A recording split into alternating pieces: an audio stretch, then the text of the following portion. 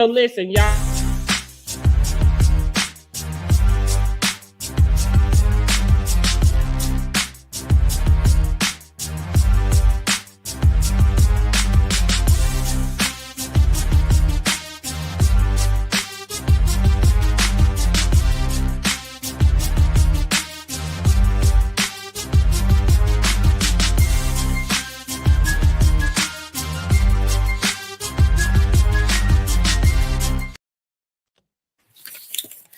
Hello. Hello. Happy Tuesday. Happy Tuesday. Yeah, so we're going to get these reviews on. We got Married to Medicine and Real Housewives of Potomac. So Real Housewives of Potomac is The Blunt Truth. And I forgot, what is the title of Married to Medicine? Oh, God. Medicine. Oh, shoot. Makeup to Breakup? Yeah, Makeup to Breakup. That's what it is. Something like that. To break up. I might have put in the Makeup to Breakup, but I think it's Making Up and Breaking Up, or Breaking Up and Making Up. Well, so as you come to see what the folks was rating it. So if y'all get a chance, get over on YouTube and go to the poll and let me know what y'all are rating the episode. Okay. What did you think the episode of Real Housewives of Potomac was? I am rating Potomac. I'm giving it about a 5. I didn't really feel like it was. Listen, I think I already said, since we've been reviewing this the whole season, that they really are coasting. It's not that they're like, it's not boring, but they're just coasting. And I think sometimes, like when we get into Wendy and the fact that she has these charges now, it's just a little weird seeing some of the stuff play out this season. And it's different from what it was doing for Karen. Yeah, it is. Because I think we knew, and so we just knew, like, we just wanted to see what Karen's response was to what we already knew. But with this, it's like, I mean, it feels like we know because of what's been presented, but we don't, you know? Yeah, because it's not happening in real time then. It's in after filming. So yeah, I understand that. I said the other day when I did a review on it, I said it was about a 5 or it was just kind of more like a filler. It didn't get good to the end. And I got some words for Miss Stacy. Okay. It's not so cutesy anymore. Okay. No, I just didn't like that, how she did it at the end. I just thought, okay, she pulling the Kenya. She did. I kind of maybe think I liked it, but let's see. I think when a person tries to out-talk you because you're about to tell the blunt truth, because you're lying and you don't want anyone to know what's going on or whatever. And it seems like, unless we're missing something, I know they edited, different ways. It just seems like she just really popped off like really quick. And I'm like, what? And she should have escorted Ashley, I felt like. But anyways, we'll get there. Okay. So we start off with Giselle looking at she's at the Benz dealership and she's looking for a G-Wagon. So she's looking to get her electric vehicle to, I got this baby over here, y'all, so excuse me. So she can be responsible, I guess, with the ozone layer, don't have that many carbon footprints and all that kind of stuff. So Wendy is coming there to meet with her, and they're going out. She's going to go out and test drive. Then she realized she really didn't know how to operate it. And so they had to take the salesman along with them. So he's getting the earful. He's finding out about folks in jail and everything else. So they're talking about missing the Grand Dame because when Monique was there, I guess Giselle was kind of reminiscing on, old times and how the old gang was back. So, and they both were saying how they miss the grand dame, and she needs to be freed. The Dom drunk. Yeah, the grand drunk. And Giselle has said she wanted to clear the air with Monique. And also they talk about Stacy.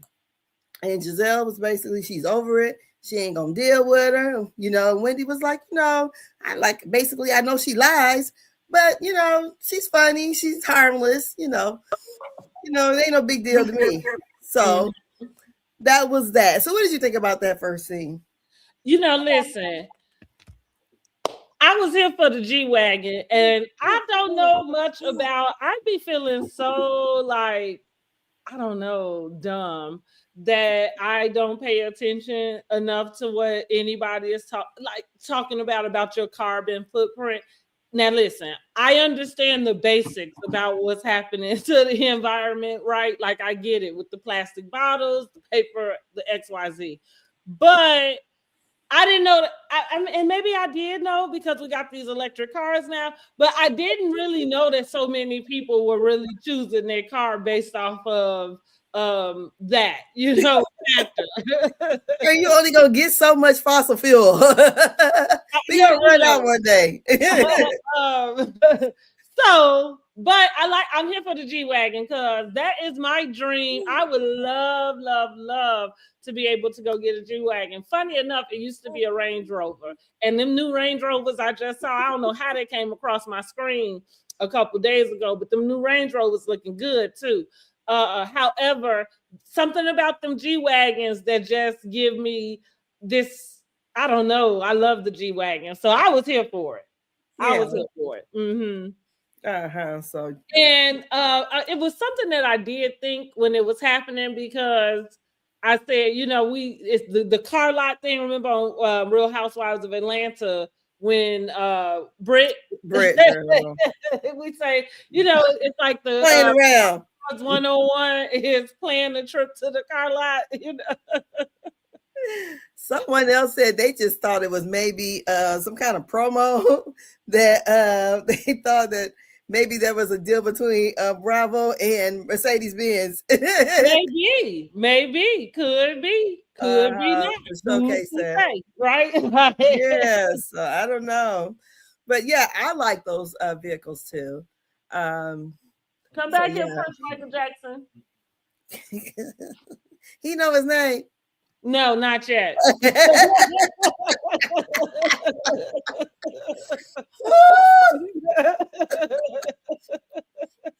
Oh my goodness.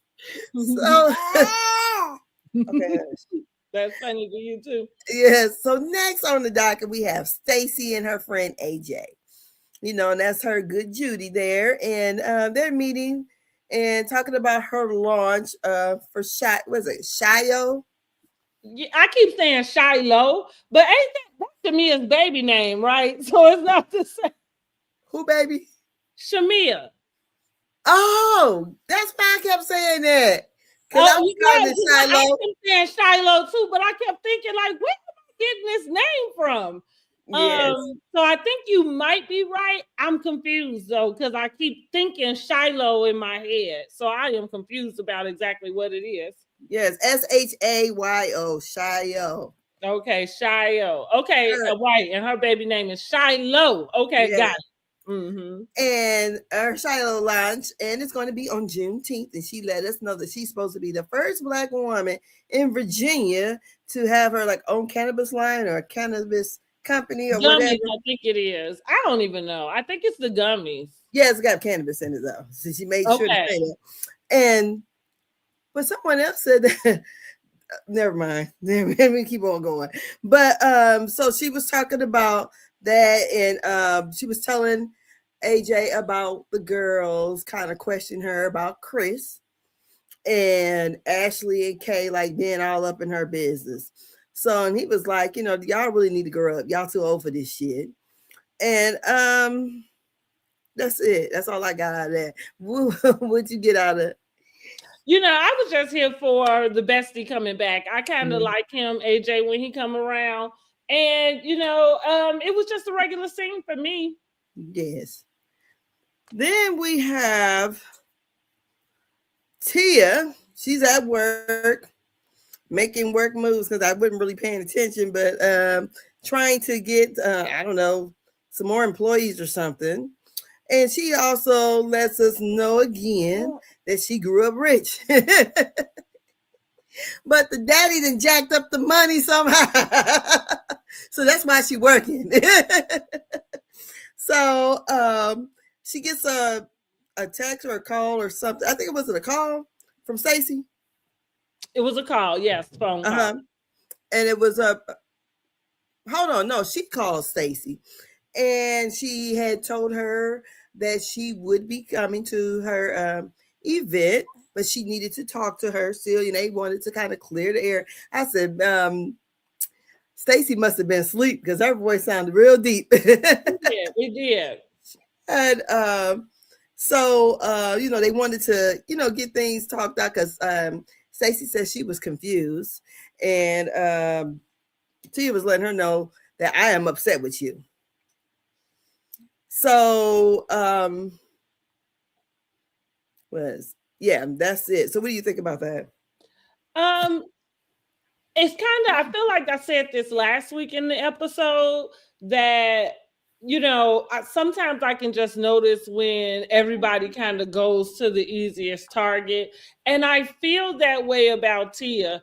I kind of remind me what her issue with Stacey is really quick, because I'm Her almost, issue, her issue was when oh, about she the dinner, right? When she's, yeah, and then she kind of lied and then yes, flipped the right. switch and then kind of turned on her. She said, because you're basically like saying that Tia was trying to like talk bad about her to Well, Wendy. I And it kind of was, felt like she did. I mean, here's the deal. What other reason did you have for bringing it up other than to cause to, it's like one of the, like it could be like, say, with us, and if I made it a point to say, well, so and so did this for me first, you know what I mean, like it would feel, or so and so told me that I was, just like to make it feel like I was more important than you know what I mean.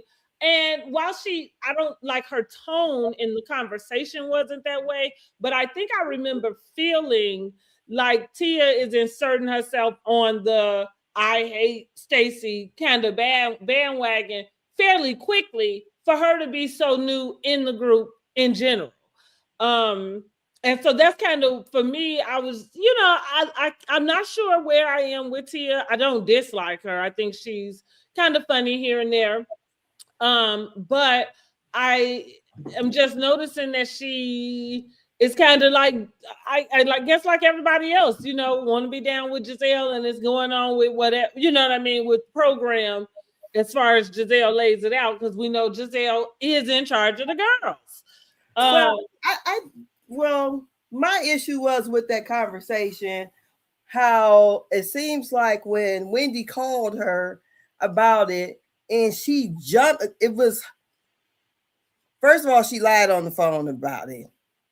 And then she quickly did a turnabout and then tried to, because she lied, try to gaslight Tia. And I thought, wow. And I feel the same way at the end of it. mhm, Like, okay, we know what the women gonna do on this show. You mhm, can't tell me one thing and think they ain't gonna go back and tell the other girl. That's mhm. what they all do. Yeah, And that's true. they That's do it all true. in your face, but then, you know, to be called a liar and all this other stuff, I think Well, maybe it was the scheme that Todd set up. Put that could in be. the chat, y'all. Because, and I'm saying, like you said, maybe she specifically said it to her.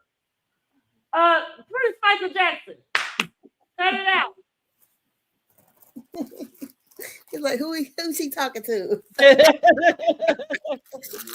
Where Michael Jackson at? Who the Yeah. prince?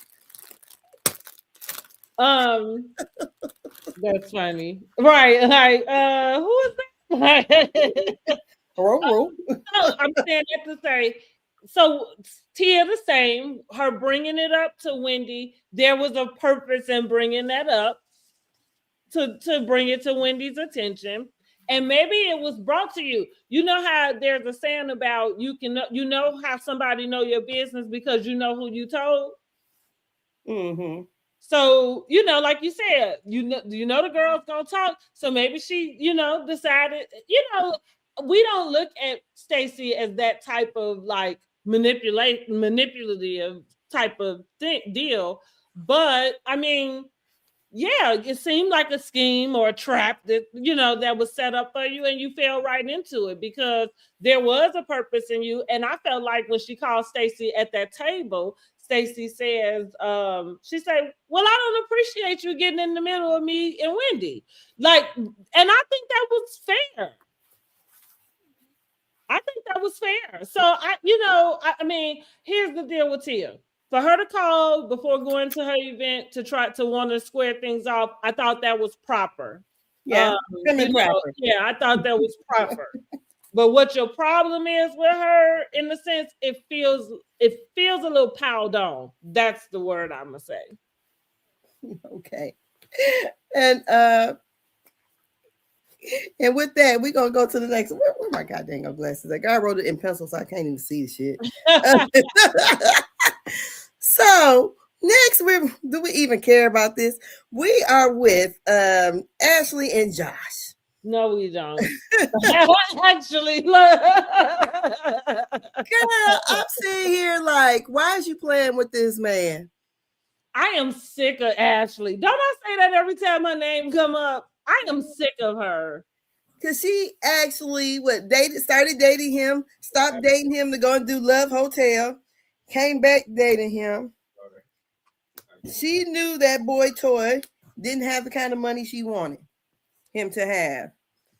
She said, "You haven't even took me on no trips," and he said something about Pittsburgh. So we know that she like older white men that got money. Point blank, she don't want to end up like her mama, so she's doing her best to pick people who have means and that can afford her. Yep, excuse me. Me and my grandbaby here. So that's what she's doing. She's looking for people to fly her out, take her to different islands, do all these things, be on the yacht. And the young man Josh has not did any of that. They're on a date at the arcade. That explains it all right there. So she's dumping him. And she just basically lets him know that, he doesn't have kids. And if she was interested in having kids, she would have to have them real soon. And she don't see, there's no way to keep dragging this on. Mm-hmm. And she don't want to end up like Candy and Todd. Sorry, y'all. I'm about to take my first husband money. No, she don't want to end up like that. So I don't blame her. Quit wasting your time with this little boy. You don't want him. You just using him for what you're using him for.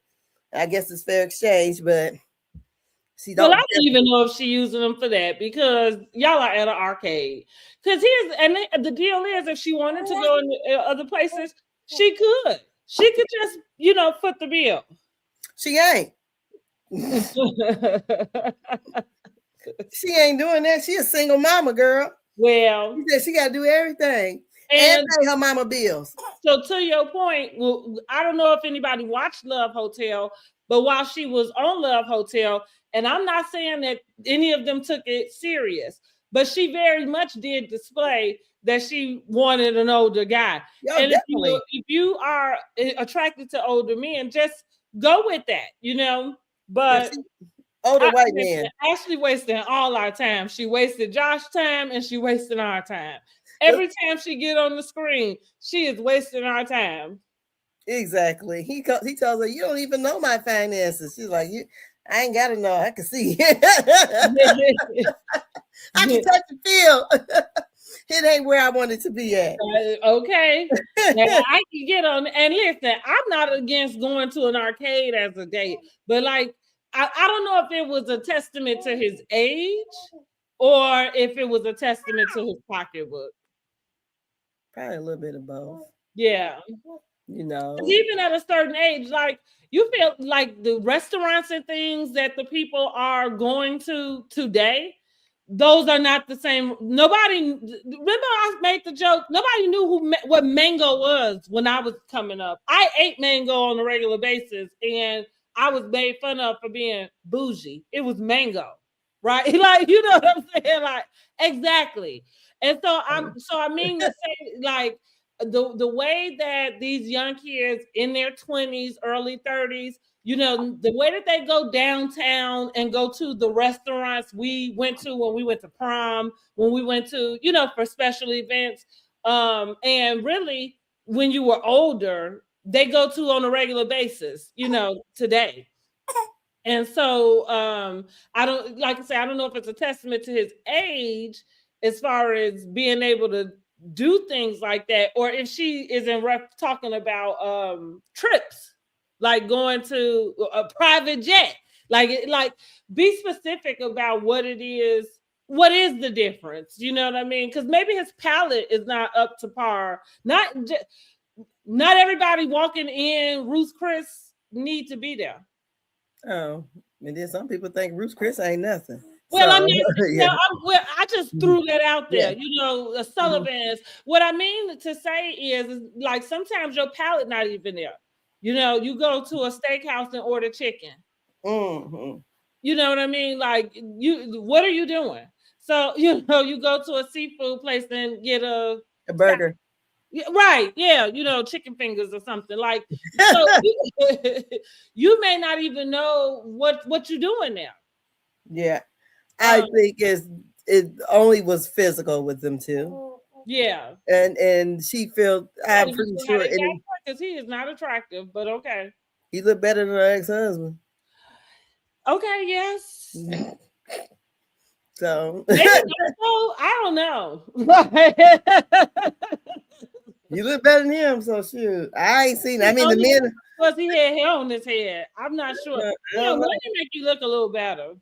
Yeah, so it just wasn't showing money because even when they went to the what was that, the White House with the press dinner or whatever, the correspondence dinner. Mhm. Remember how he went dressed? She was all dressed up and he had on like Yeah, casual slacks. yeah, true. So yeah, And with that being said, it might just be like you say, his lifestyle in general, and it may, and again, not even having nothing to do with his pocket, because he might make the money, but it might just be his lifestyle in general, in which he doesn't do those things, and and so you he's a don't know farm boy. right.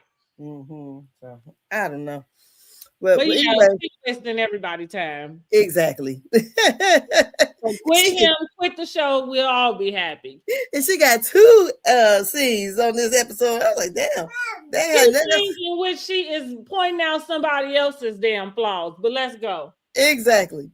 So then we have Giselle and Monique meet up and they talk about their beef. Monique says that she um, apologized and took accountability, but was what the hell I wrote on here? But it wasn't. Oh no! I'm sorry.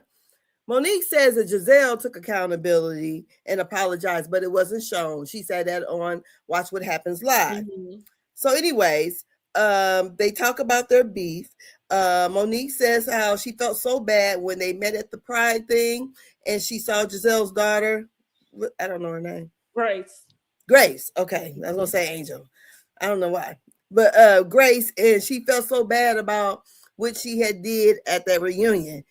Talking about the holy whore and the binder, all of Mm-hmm. that stuff. So, and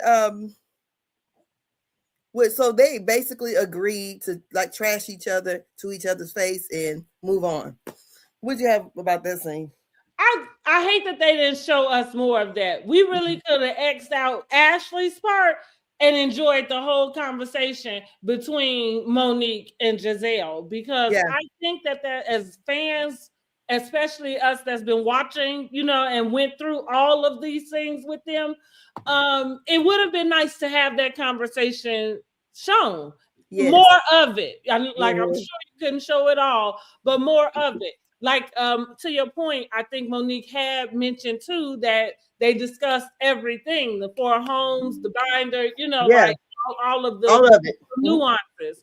And again, I feel like we could have threw Ashley's part on the cutting room floor and gave them Definitely. that part so that we could have seen the whole thing and see them have that conversation. But from what we saw, it did appear to be a mutual conversation, and like we was talking when we did the Love and Marriage Huntsville review. The deal is when you come in to have that type of conversation with somebody who you may have had discord with or are not no longer speaking to, and now you guys come back together. What did I tell you? It's the accountability. Yeah. You can't have a conversation and come back and discuss something that's happened in the past, and you're still like, well, you did this, and even after the person say, try to give their accountability, you're still counting down the list about whatever it is, Yeah. no longer, and not taking accountability on your side. You know what I mean? For what you may have projected to cause somebody to react and respond in that way.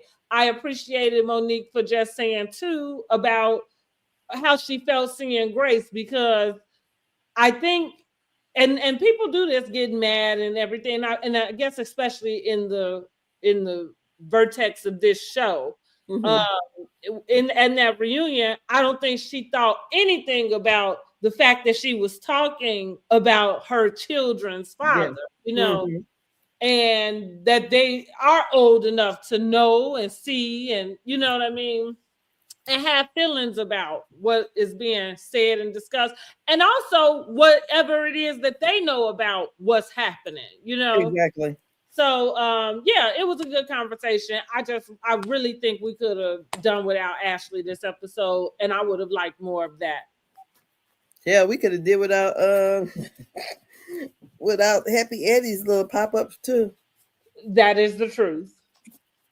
So we on to the next scene. In the next scene, we got Greg, Aja, and Kay's mom Michelle out there looking for rings. Now, first of all, I like to know, did Greg hit the lottery? Girl, I told you already. I don't care what they do when it comes to Greg. I don't believe you. Because I'm sitting here, my life, my condo, my man. I thought he was a social worker. He done bought a house, a condo, and he about to buy a ring for no less than Girl, they about to be $125,000. arrested for fraud next or for something. So they the Pam Oliver and what's that, Eddie Hennessy? No, and well, you know what? Actually, oh my God. So this is for my Housewives of New York fans. They are the Alex and Simon, which Alex and Simon was a couple that was like social climbers. And what I mean is they has had enough to be there, but not to be there. Oh. Like, you know what I mean? They was barely there. They was maxing out them credit cards to be there. And so that is like what Wendy now. it seemed to, and to think about Alex and Simon, I think they came on to Housewives of New York during its third season. So you should know how long ago that was, so seems to be maybe they started the Housewives trend, but in New York it's called social climbing, because what they were doing was trying to get in the be invited to the fashion show. Yeah. And get their picture taken for page 6, and Well, and it was funny, and so that's who I see them to be. I see them to be like the social climbers of Potomac. And again, every time we mention Greg, the same thing gonna come out my mouth because I feel it deep down in my soul. I don't believe it. So I don't believe it. That's why he didn't buy that damn ring that day. And he also said that Kay will accept any ring he give her. And she will. That is why she there. No lies detected. And I'm saying, so, because let them tell her that Kay used to deal with a baller before. So I'm like, Is he fronting on something here? Is he a secret baller? Oh, Allegedly. I mean, listen, whatever it is. No, I don't know. I don't know, but he could be just somebody. I think this is a thing for men too. He could be just somebody knowing that these are the things she wants and expects, and he's just gonna either get it for her in some way or play like he will. You know, you know, he doesn't appear to me to be that the way he looks, you know what I mean? The way he moves, his mannerisms and things, I can't imagine that he would have anything like that going on. Girl, I But wasn't gonna ask nobody. I done seen a bunch of ballers that you would never think were ballers. well, I mean, Yeah. um, but hey, whatever it is, I don't believe he's getting her a ring. I don't believe any of it. I don't believe it. I believe by the time we get down to the reunion, They gonna uh, be broke up. I don't even know if broke up. I think it's gonna be some, we working on it type of deal. I'm not giving them broke up, but yeah, unless Kay want to save face, and I think that's the name of the game with a lot of the housewives. Also, is saving face. So then Angel has made a comment about being in your 30s and being middle age. Yeah, I thought she was. I thought That's she was a crazy. How shit. many years do you expect to live, girl? you make you make it to your 30s and you already in the middle of your life. I said, shit, I'm old as fuck then. I'm way over the hill. You know what's funny about age, or maybe it's just me, but like a friend of mine, she posted she's going to be 40 this year. And I'm thinking, 40? I'm like, how you be 40 when I'm 35? Okay, and I'm not 35, right? I am 45.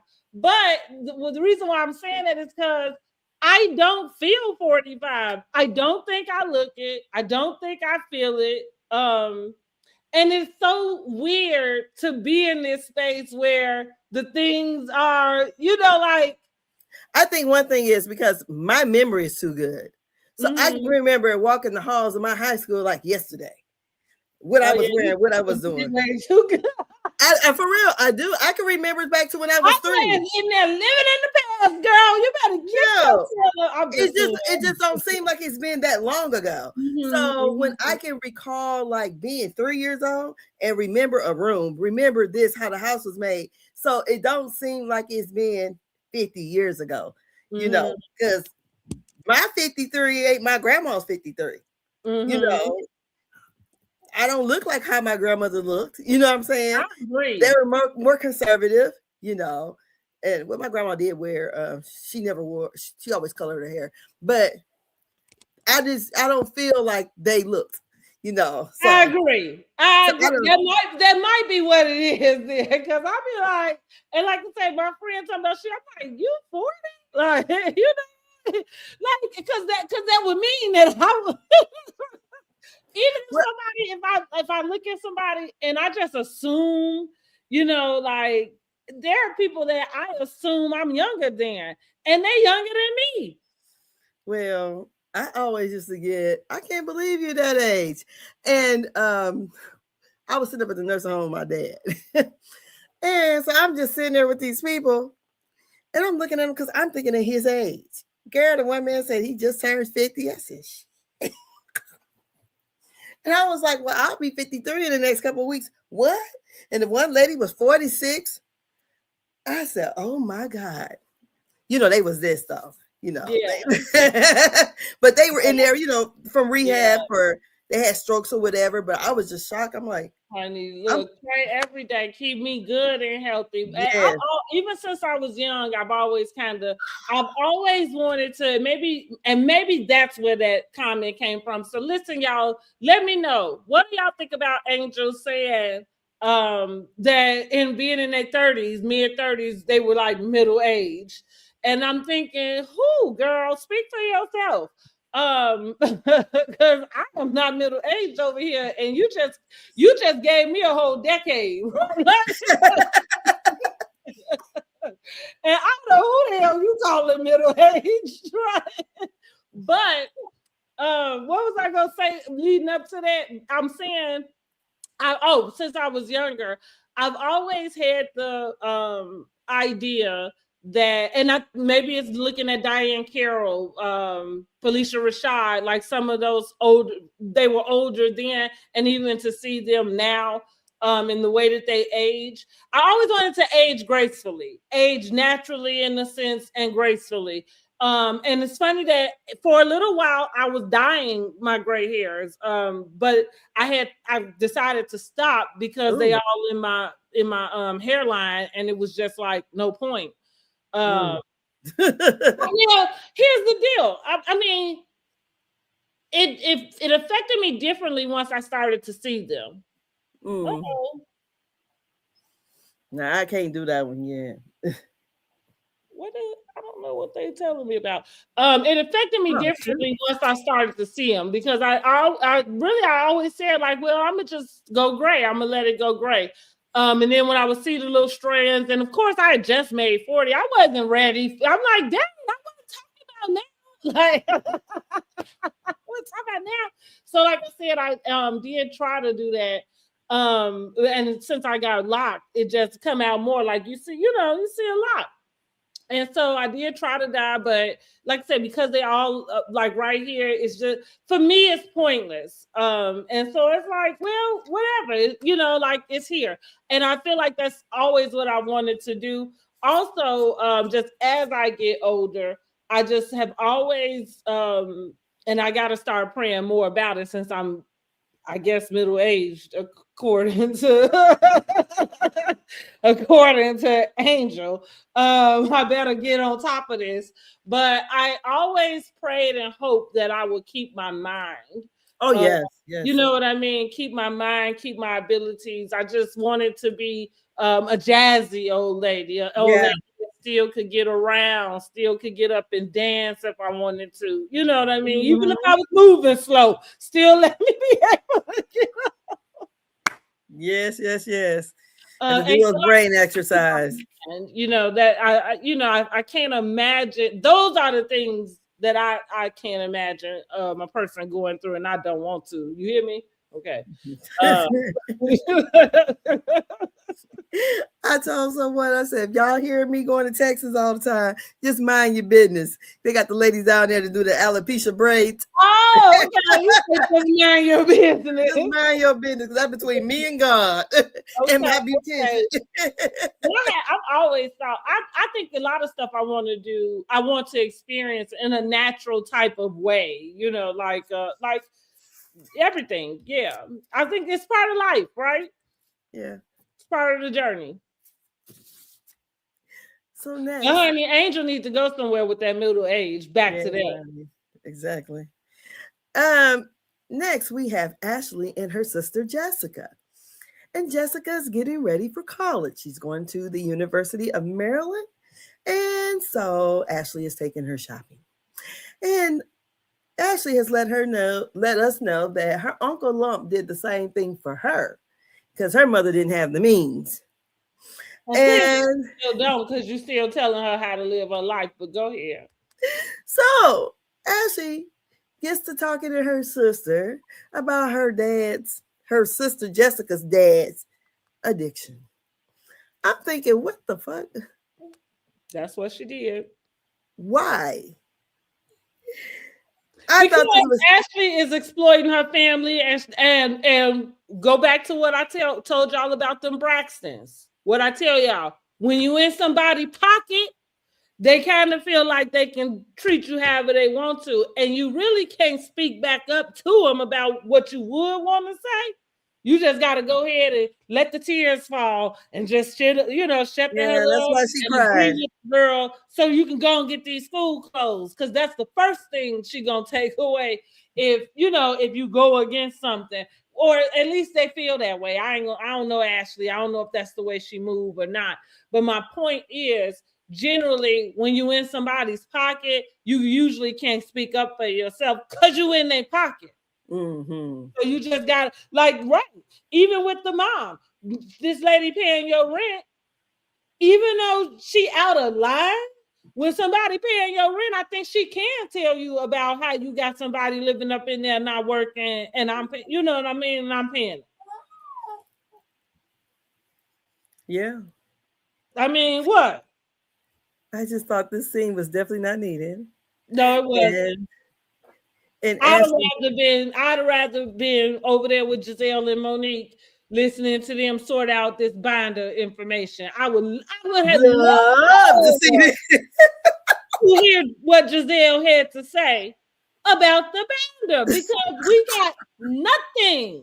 Nothing. What Not a kind of damn thing. contract do Giselle got over there with Bravo? Because Giselle not only running the girls, she running the execs also. Don't put nothing up there that's gonna make me look bad.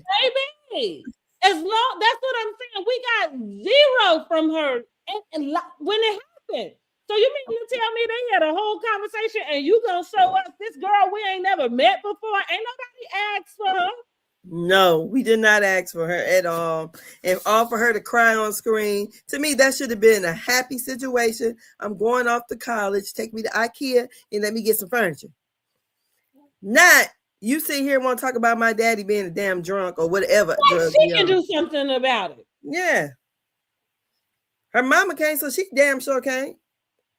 Yeah. Ashley is a habitual line crosser. AKA. You're making me think of Charlie Murphy and Rick James. She is a habitual line crosser. That's right. That's exactly where I got that from. Charlie Murphy. Okay. Yeah. She is a habitual line crosser. Yes. So we're with Wendy and Eddie. And Happy Eddie has a pop-up today. He has a new strain out that's called the Nutty Professor, which is pays homage to Wendy. And basically they have the pop-up and Stacy's lunch kind of going back and forth of, I don't know if it was actually the same day or not because they never mentioned nothing about Juneteenth, Eddie and Wendy. So I don't know, but we find out that Wendy was not invited to the Shiloh lunch because girl said it was a conflict of interest. Stacy did.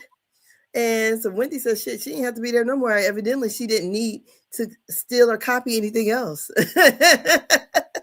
So Wendy goes on to try to purchase some of the Nutty Professor, and couldn't remember her pin to her card. Now, every time they use a debit card or whatever, I'm side-eyeing everything.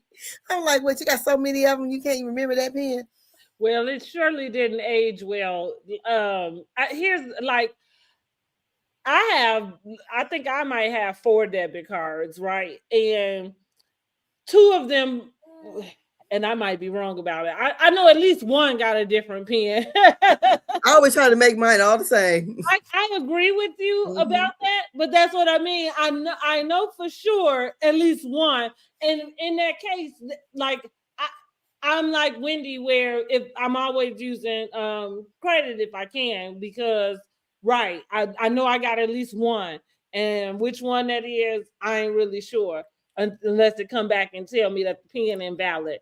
But I don't have pending charges against me for fraud either.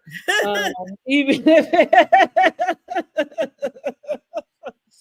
even if it is insurance fraud, like I don't. And so the deal is, like you said, it's just these things are not aging well. That's something that's very probably more common, than not, as far as what some people, but it just y'all looking shiesty. It made me think it wasn't her. When people be, I'm not gonna say her, but when people be up, because my kids take my car, they have to call me, Mom, what's your pin again? So I'm like, was that not her card? Well, like I say, it makes you look shysty. That's why I'm saying I think it is more usual than a person would really think. Like you just said, right? You just said like I really assume that a person is using somebody else's card if they don't know the PIN number, and Mm-hmm. that's reasonable. But at the same time, like I just explained, shoot, yeah, and okay, I'll use the example with my HSA card. So I'm right. I got another card that has outside of my own personal debit cards, but I can't change the pin. They give me a generated pin, you know. Uh-huh. And so, so I'm using that as an example. Like, you never know. A person could have a business, you know what I mean? Maybe they do got two different accounts, you know, or something. Oh, I got And, many, but yeah, yeah. but I But try to make mine all the same mhm, number, so I but you don't know forget. and that might be why I'm saying like it's probably more common than anybody would really think. Especially if you're using a credit all the time, we don't have to go to to ATMs as often as we had in the past to go get cash because it's so much you can like. We really are about Transfer. to be cashless. Yeah, Like you pay attention. Somebody better hold on to some bills, I guess, if you want to savor them because I don't know how long it'll take, but we close to it, you know, like close to not even using paper as currency and everything going the way that it is now. Um, I remember when I first moved to Indianapolis, having to still go to the MoneyGram, and I wasn't even still in business. Like my dad wanted to send me some money, I had to go to MoneyGram to go pick it up because it wasn't no way to transfer it, you know, yeah. through the banks until Zelle. I feel like Zelle was the first thing that came up, and we was able to do it that way. That's my broke story with my daddy always having to send me some money. I remember going to the MoneyGrams and Western Mhm, Unions, picking up mhm. money. My Yeah, you little don't have to do that no more. Cash no, App and figured out a way to give you a debit card, like you know, my Square, which is what I use to check, you know, check out my clients or sell my bonnets. That's got its own debit card, like you know, like shoot, it's all shit. I Yeah. don't know. Yeah, I look. I said I couldn't do the Cash App debit card. I said because I need to go be able to go to a physical place. You know, if I have an issue. So like you Mm-hmm. know, if you go to the bank or whatever, I said Mm-hmm. so. Usually, if it's any like I'm always transferring, sending somebody some money. I Mm-hmm. no. My brother gave her a Cash App card and she didn't even know how to use it. She said, "Well, Mm-hmm. he helped me put some money on." I'm like, okay. So my grandbaby got one, but I was like, no, I prefer Zelle if I'm gonna do anything because there's Mm-hmm. no fee attached to it. I agree. Uh-huh. So that's it with Happy Eddie. So we're with Stacy. And Stacy's having her lunch today on Juneteenth. First person to arrive is Jazzy. And you know, Jazzy and Stacy has the same kind of decor on. They have on denim. Turns out we find out that denim dress that Stacy has on is the same one Ashley had on about a week ago. So the next person to arrive is Tia, and then Ashley comes along. So Ashley and Stacy end up talking because Stacy pulls her to the side and wants to talk about how they can move forward. And Ashley was like, every time I try to move forward with you, you're always lying, basically, and you nothing but a lying asshole. And don't be such a lying asshole. We wouldn't have this problem. You didn't back and forth for a while, and so they agreed to whatever. So after all that, Stacy and Tia have their back and forth, and we're trying to explain what happened. Tia's trying to tell her story. Stacy's trying to tell hers. Then Stacy, I felt like pulling rank. I think so. I think And that was exactly what it was. was pulling rank and was saying, "Let me talk." I mean, I said she got very Detroit sophisticated ratchet. She Mm-hmm. did, and she started over talking once. Really, Tia had mentioned about her calling her and saying that she needs to have her back. So I think trying to form an alliance. And when she said that, Stacy went the fuck off, called her a liar, and Tia was trying to still talk and told her to shut up. Shut up. Told her she was unladylike. Told her she was a try hard like her fashions. And I'm like, Stacy, I know we ain't talking about Stacy fashion. been listening to our Stacy has been listening to our what you call this, because I called Dr. Contessa a tryhard last season. Nobody even used that word. I'm the only one. Stacy been listening to our shit. I said, Stacy, you got on that ugly dress that looked like somebody in the 10th grade should wear to we call that semi-formal or the homecoming. Yeah, it was giving young for me, that Yes, dress. and she don't have the legs for it. Her legs is very hard looking. I can't help it. And like she's very thin, and them legs is chicken legs. So I'm like, I like what Tia had on. I think for the most part, Tia looks nice. Her wig always looks nice, or if it's a wig, I think it is. It don't look like Kay's. Kay's that line, that lace I always didn't is like showing Kay's there. at I all. can't stand that. I'm like, why do they always have to have that little? You can tell right here where the makeup stop and the lace begin. It's always It's very wiggy, like in the yeah. words of Nene Leakes. Okay, wig.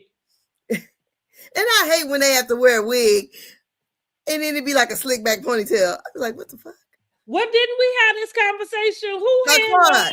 oh, it was Quad. Quad. Quad. That's what I was gonna say. We had that conversation. Like, and I remember saying that specifically. Like, at what point, when did we get to you need a whole unit to put your hair back in a ponytail?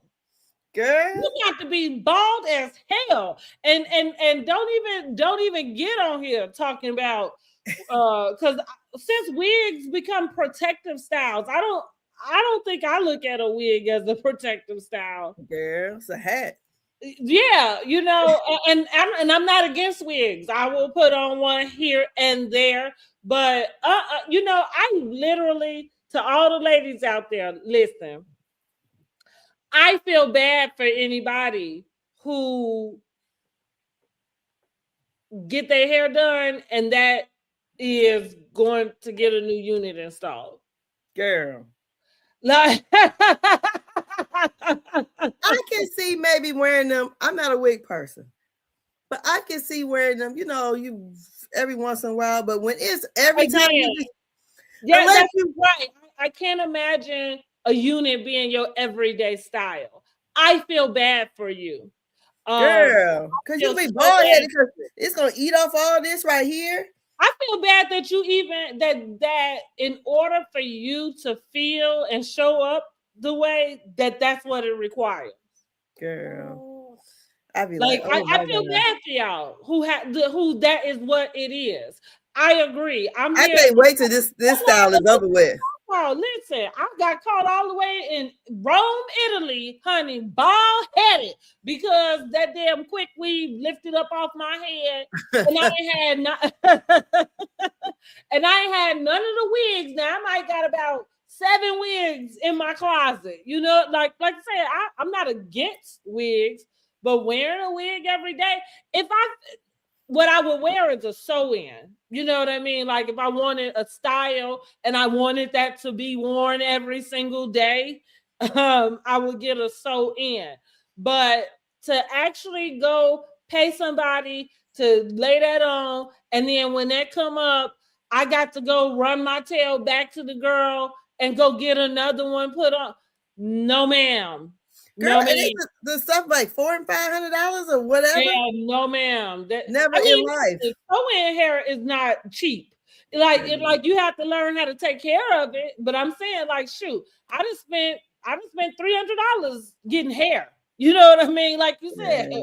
But I could use that hair. I kept that hair. Used that hair for 3, 4, 5 years. And again, it's a natural look, right? You know what I'm saying? Like my it ain't plastered to the edges. That's why I still got my edges, Girl, magic.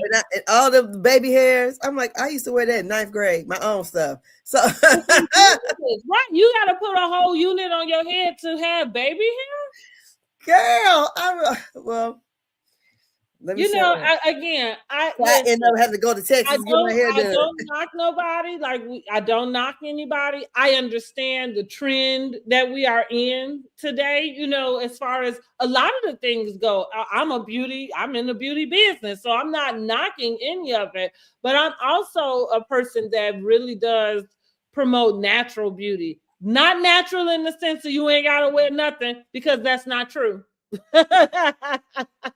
But natural in the sense of being able to show up as yourself sometimes, and so like I'm saying, I feel bad for like at the moment that you are, and it's not your wedding, it's not maybe a birthday, like you say, some sort of special occasion, but at the moment you got to put a whole unit on your head and then you slicking that sucker back into a ponytail. Girl, never. Unless I well, I want you to go get some help, because something is wrong with you. or maybe they just don't have no hair to slick in the ponytail. Well, clear it's one or the other as far as I'm concerned. Your ass is bald for real. You know what I mean? Like you ain't got enough to put in the ponytail. Because Clearly. usually they just, I say people have this much hair, they slick it back and That's then all wrap I'm that thing saying. on. I've been there, done that. I can cut my hair off God knows how many times. I know Girl, how many I times wore my my hair hair short for squeeze years. a ponytail up on top of that thing. Yes. I know. That's why I said I really want you to go get some help. Not the Girl, real talk. that's something. So, but But if yeah, it make you feel beautiful, I apologize.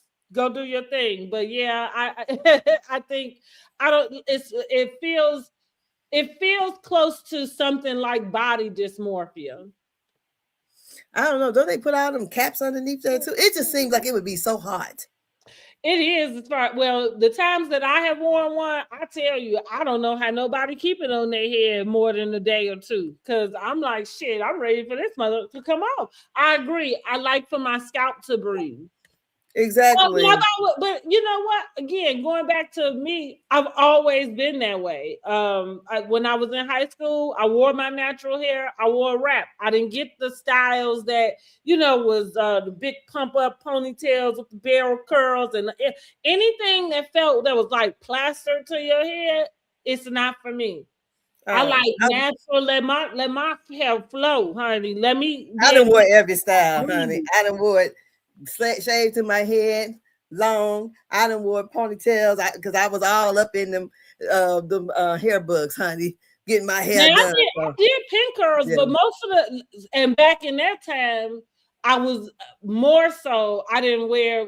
I say I'm not gonna say I didn't wear a lot of weave, but not as much as some, right? Like I said. So I got styles they use pin curls, but I just did it with my own hair.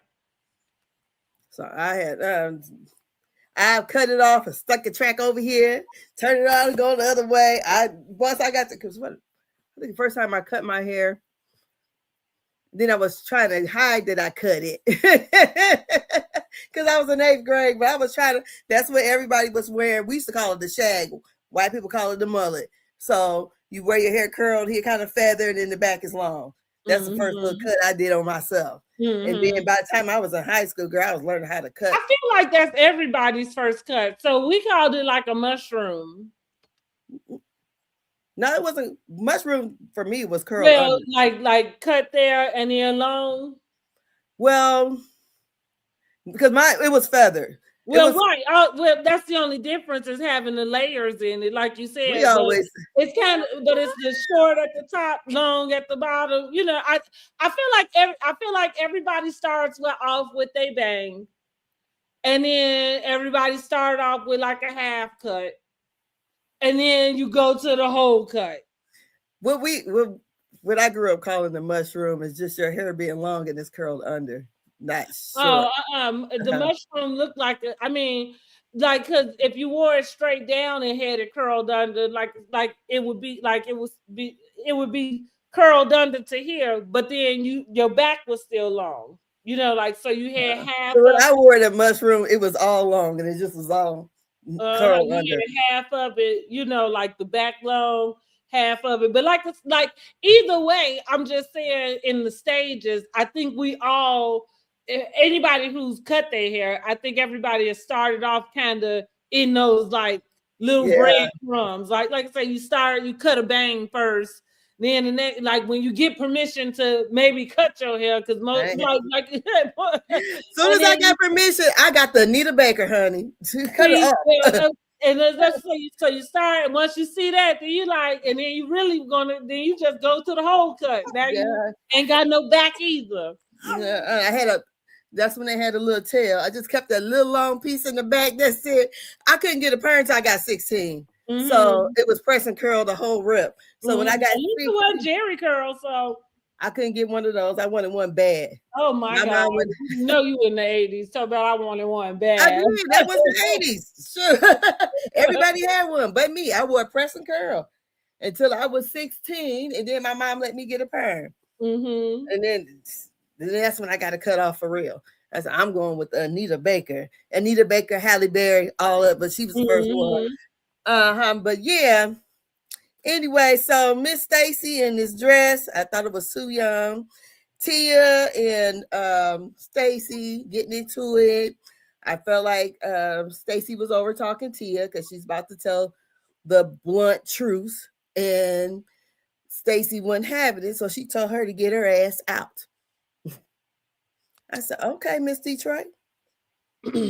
Well, I think maybe I must have missed exactly like that whole thing, because maybe that's why I was confused about why it exploded the way that it did. And I didn't realize that Tia was about to expose Stacy maybe saying something about a alliance or something. But that kind of validates what I was saying at the beginning when she made the phone call, and I said, well, it's either a scheme that Ty set up where Stacy had a reason for telling her what she said. And look, it may have been a test, because the first thing you did was go sit down with Wendy and tell her. You know what I mean? So it's kind of like this trust thing. So if she was trying to have an alliance, what she know at this point is that's not the girl you're gonna have an alliance with. And I think she did pull rank on Tia. It works both ways, because that's what I'm saying in the sense of, and even though it's not ranking, but it's just when I called it the pile on, I mean that's an easy go-to, to call Stacey a liar. Everybody around is calling her a liar. So if you call her a liar, everybody gonna high five you like, yeah, girl, she is a liar. You know what I'm saying? Even Monique calling her a liar. Right. I'm like, what the hell did Stacy do? Well, here's the deal.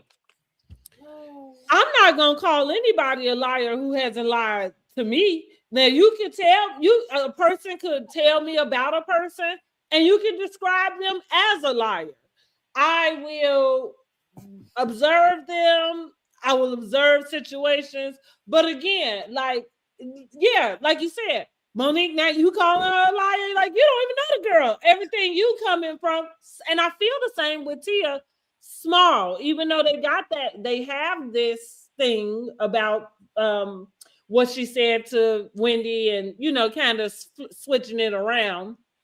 I just think it was like you got baited. You know what I mean? Like it's what it is. And so now instead of you being able to jump on, because that's what she's testing you for, to see if you with them or if you with her, you proved yourself. And now, now she about to rock your world. She about to pull rank on you. And I said, out of there. That's probably why she didn't invite Wendy to the thing too. Is not that it's a conflict of interest, but just it's a conflict of interest. Well, it is, but again, to not even have her, and it is a conflict of interest, because maybe you, like you said, you come over to her stuff, and then you get an idea. I don't know. Here's the deal: is there anything so wrong with that? I think the No, only thing that's wrong is not being able to go and say it to a person. To say, I really like this idea you had. You know what I mean? Like, I think I'm gonna do it. You know what I mean? Like if my girlfriend, she does lashes and brows. If I go to her suite and see something that she has, is it so wrong that I like no. it? Right? You know, and I kind of go Because I take. started my business after my sister-in-law told me how to do it. I got into doing taxes after my mom helped me do it. But I think the whole thing was when Giselle pointed it out at the reunion. It must not have been, the ink wasn't dry on the paper and all that, because I believe Stacy's just the face of Shio. She got other backers. So she just didn't probably want it out there. And she said no. But I think she should have just came back and said, everything wasn't ready and I didn't want to announce it then or something. And I think they would have been able to take that a little better. But for me, I think it was a conflict of interest because Wendy probably would have came in there and said some other stuff Stacy would have probably had said. So it would have been a conflict of interest to Stacy. And then she probably would have really seen maybe Stacy really copied a lot more or something. But I don't think, only like my uncle had made this said this to me, like the business he was doing and putting together, and this guy came around and was watching him and purchased all the stuff he got or whatever. I said, but still, they can do all that, but they're not you. A lot of times when, especially when I worked and did taxes at H&R Block for years, we're all doing the same program, but people like coming and talk to me. So that we would pick up on that conversation and keep going. Some of them would have their tax return for free, but still would tip me $100. So it would just be, they like sitting, mostly be older white men, a lot of older people. You kind of help them to explain how they can move their money, so they appreciate that kind of stuff. So when it's, I wouldn't have a problem with someone copying what I did, so what? It's enough people to try to make money. Because, like we're doing what everybody else is doing too. Right. Yeah. And I mean, that's what I kind of want to get to. Like I say, I feel like the only thing that could be wrong with it is, and I feel like Stacey gave this to Wendy. And maybe I don't know how Wendy felt about it at the time. It looked like she was fine, but she, made sure to say to her, like, I'm in no way trying to compete with you. And I think that, like, if I had the means to get into a cannabis industry, I would want to do it too. You know what I mean? If I saw somebody that went into something that seemed fairly reasonable and easy, you know what I mean, that I could transition into also, it would suck if my friend would have a problem with that. And yeah, because you just think about all the people who make makeup. There's 1,000 brands of different makeup. I mean, it's whether who advertised the best or whatever, or what pigment shows up best on your skin.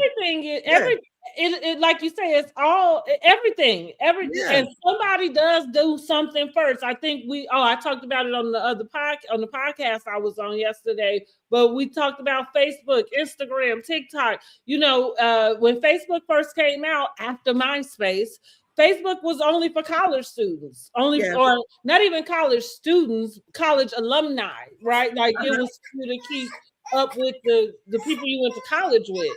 And as MySpace grew, they decided to open that up to everybody else. So the only, like now on Facebook, you see the follow feature where a person, you don't have to approve somebody to be your friend. They can just decide to follow you.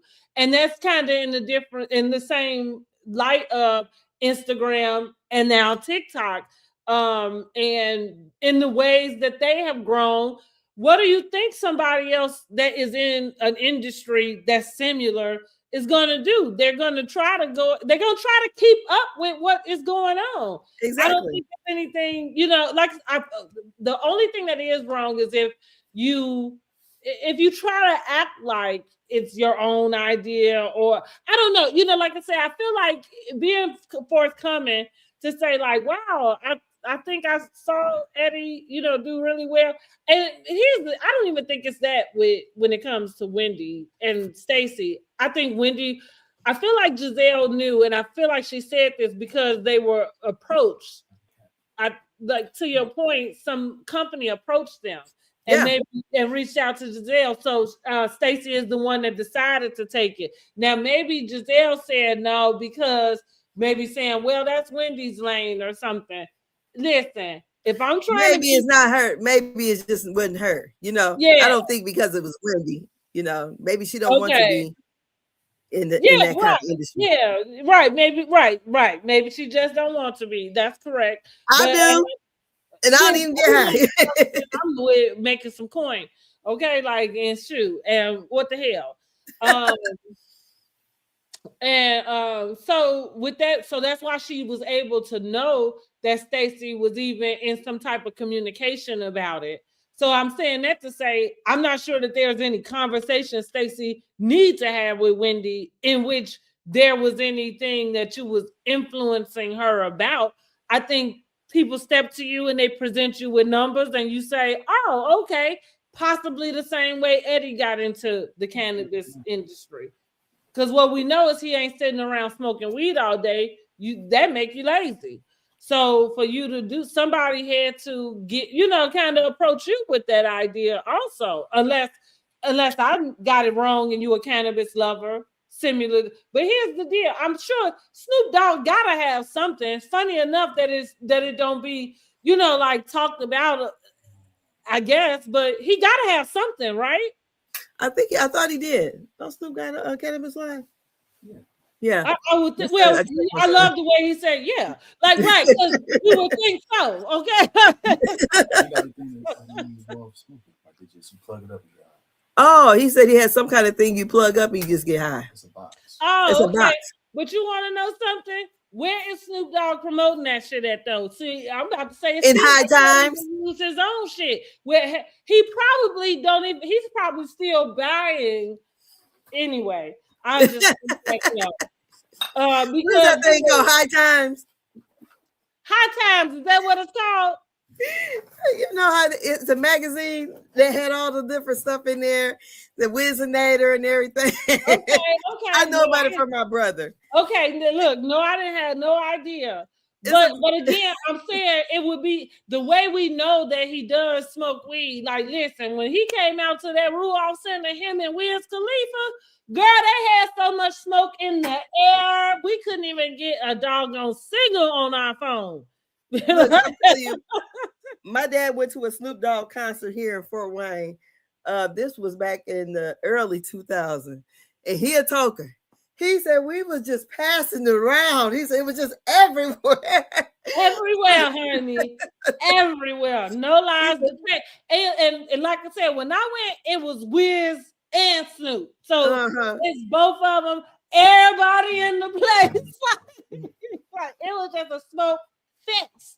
So I'm just saying, I know for sure, but you don't see him really promoting very much. So anyway, my point in bringing any of that up is to say we don't really know what got Eddie into the business. Like, so are you a weed connoisseur and we don't know it? Or did somebody approach you, with an opportunity Girl, to go into an according to industry that sell itself? Because that's the deal. You ain't even gotta advertise it. but You ain't even gotta according to their mugshot, it looked like he's a connoisseur. It looks like it now. He probably was always. Interested in how he did get into it. So I think those are the things that kind of that I don't know. Sometimes I take a Wendy because she like imitation, and I'm like, well, is she imitating you? Girl. I don't know. I don't know. She But said, what she say? She told that to Giselle, was it? That that she wanted to that Stacy wanted to have her her stylist or something to sell her or something. Oh, I think she did say that. I'm like, Even with that, I don't know. Like Stacey been around long enough. Maybe she should have a stylist. But this is the deal. I don't remember who we talked about with that because these first timers get on Housewives and they don't. They are out of the loop in a sense. And I'm not uh-huh. saying they got to come walking down their own house in a ball gown, Wendy, because I don't know where that note came from. Girl, that white swap got on my nerves when I watched that episode. And when she Oh, told I that didn't woman, watch it.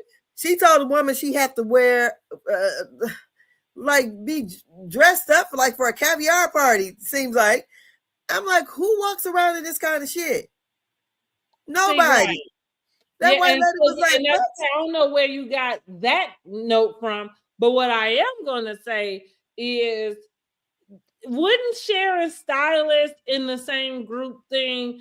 I don't going back to the business type of deal. Like it's the stylist. The stylist is a freelancer. Why would they need? I don't know. I don't know if I'm thinking of it wrong. What? Like, because if you styling a person, you're gonna style that person. It's not like I think like You what's know the the issue that Kelly and Britt had. They had the same stylist. Okay, right. That was when we talked about it. That's what I'm finna say. That I was like, I knew it was a time when it came up, and I didn't understand it then. Like what's the big now? Unless, so I think Kelly's issue was that it felt like the team was spending more time They over were no, Brittany. it wasn't the time. Britt actually carried off the look better. Okay, she was looking, but see, and that's what I was getting to is that like you style the person, so it's not like it's like there's a way to style them alike. You know what I mean? Like me being the same person, I can style two different people going to the same event. Like that shouldn't be a problem.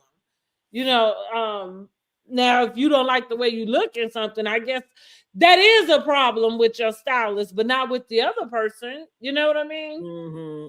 Yeah, but I think I the don't know. thing was that with Kelly, the Brit was, they make the clothes for her. Basically, Kelly is short, and she's shorter than me. She's short. She claims she 5'1". I think she like tiny height, like 4'9". She looks little.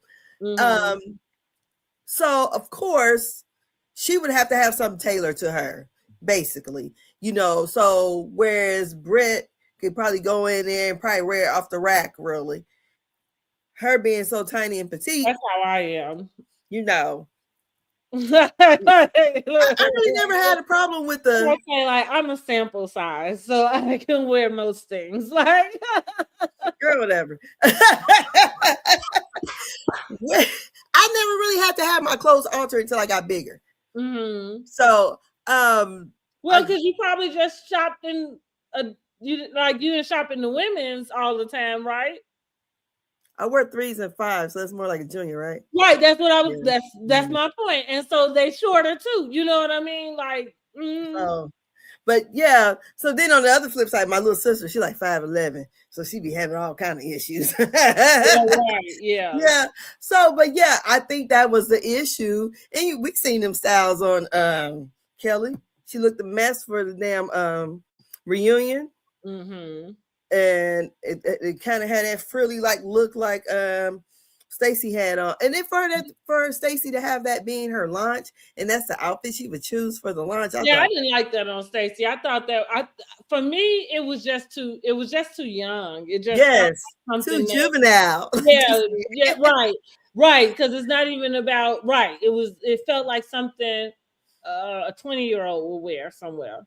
Yeah, I said teenager. It looked like all they needed was a side ponytail and some blue Mm-hmm. makeup, and you been throwback to the 80s. That's the truth. You ain't and, lying. some, and some push down socks and some white girl shoes on. Right. Exactly. Yeah, so that's really the end of that. And whatever commentary you had for that, like I said, I thought it was probably like a 5, the rating for that episode. I think I'm giving it a 5 myself. Like we said, they are coasting along this season. I can't even remember the preview for next week. But it feel like maybe I don't know. Monique might get in, and it seemed like somebody might start some mess with I her. think they're supposed to be well, that was like the mid-season trailer. Because they're gonna I think in Angel gonna get turned up too. She's gonna Oh, that's right. That's what was going on next week. They about to. they about to embarrass the shit out of Angel. They already said she got evicted. Giselle talking about the water in the tub. I don't know. They trying to run that girl away. And the other girl, They trying to ice out Wendy Stacy. gonna say that she heard from her realtor friend that when Angel was looking for a house, she told her. And listen, I don't think it's anything wrong with this because I feel like it's something when it's time for me to buy a house, it's almost similar to the instructions I'm gonna give my fucking realtor. But she said she wanted something that looked like it was 50,000, like it cost 50,000 to a month, I guess, to maintain. But she only willing to spend 2 to 3,000. So that's the example that they're gonna use Two to to, three thousand. yeah, I Oh, guess to like to rent. maintain it. Yeah, yeah, Okay. yeah. Yeah, to rent it. And so that's the example she's going to use to basically say that they think that she living outside of her means, and wants to present a lavish lifestyle that I guess maybe she can't afford. Girl. But like I said, now listen, even when I haven't had the opportunity to be able to buy a home, but even when I was close to it, even when I was in the position to be able to start calling mortgage brokers to even think about it, the deal was like the real estate people that I talked to, and I would tell anybody this about anything that anybody that you have to hire to service you, they need to be able to believe in your vision and into what it is that what you're trying to do. With that being said, I would ask for the same thing. I would want you to give me something that that's luxury. You know what I'm saying? Like So, for the but why in the is budget. the realtor? This was the realtor that Angel had that's going back and telling this to Wendy. That's now I can't say if it's her exact realtor. The realtor had to tell somebody. I don't know, and maybe she said that's what she said. Now I don't know if this is the exact realtor that Angel ended up using, right? Or if this is someone that she just like talked to, and didn't end up going with. I would think that she didn't. If you went and told somebody else that those were some conditions that she gave you, I'm gonna guess you came back and told her you couldn't help her. I don't know, but I guess we'll find out next week though more about that. Mm. But I mean, yes, But I wouldn't want to be the realtor telling somebody else's business to somebody else. That seems like a conflict of interest to me right there. And when I was buying my house, me and my realtor about had words because really I didn't need this realtor because my friend who actually was my lender and she had her realtor's license also. We had already picked out the house. She just couldn't be on both sides of the deal. So she found a girl who was, just getting into real estate, a black girl. Then the bitch started siding with the seller. And she's and like, why so are you you see what telling I her mean? business to the seller people? And I'm sitting here like, Yeah, no. So you see what I'm saying about that's what I mean. Anybody that you have, if it's your lawyer, your accountant, whatever that you hire to service you, yeah. they need to believe in what your vision is and in what you're trying to get. Yeah, Not she was so yeah, no, desperate I agree with you. You can't be speaking up for the seller. Excuse me? Like shit, because she got mad because it was some things that I requested. Like my friend was like, no, no, no. Because she got burnt on the house when she bought. Mhm. So she's telling me all these things that need to be done. And so she's like, no, this is what we're going to put in as a counter offer, and these things need to be done to the house before you buy it. And she got all so nervous, the other chick did. And we're like, what the fuck? And then you going over here discussing because it was a holdup on the, because there was a lien on the house. And it was a lien because the guy who was selling the house was an older black man. His first wife put a lien on it back when they got a divorce.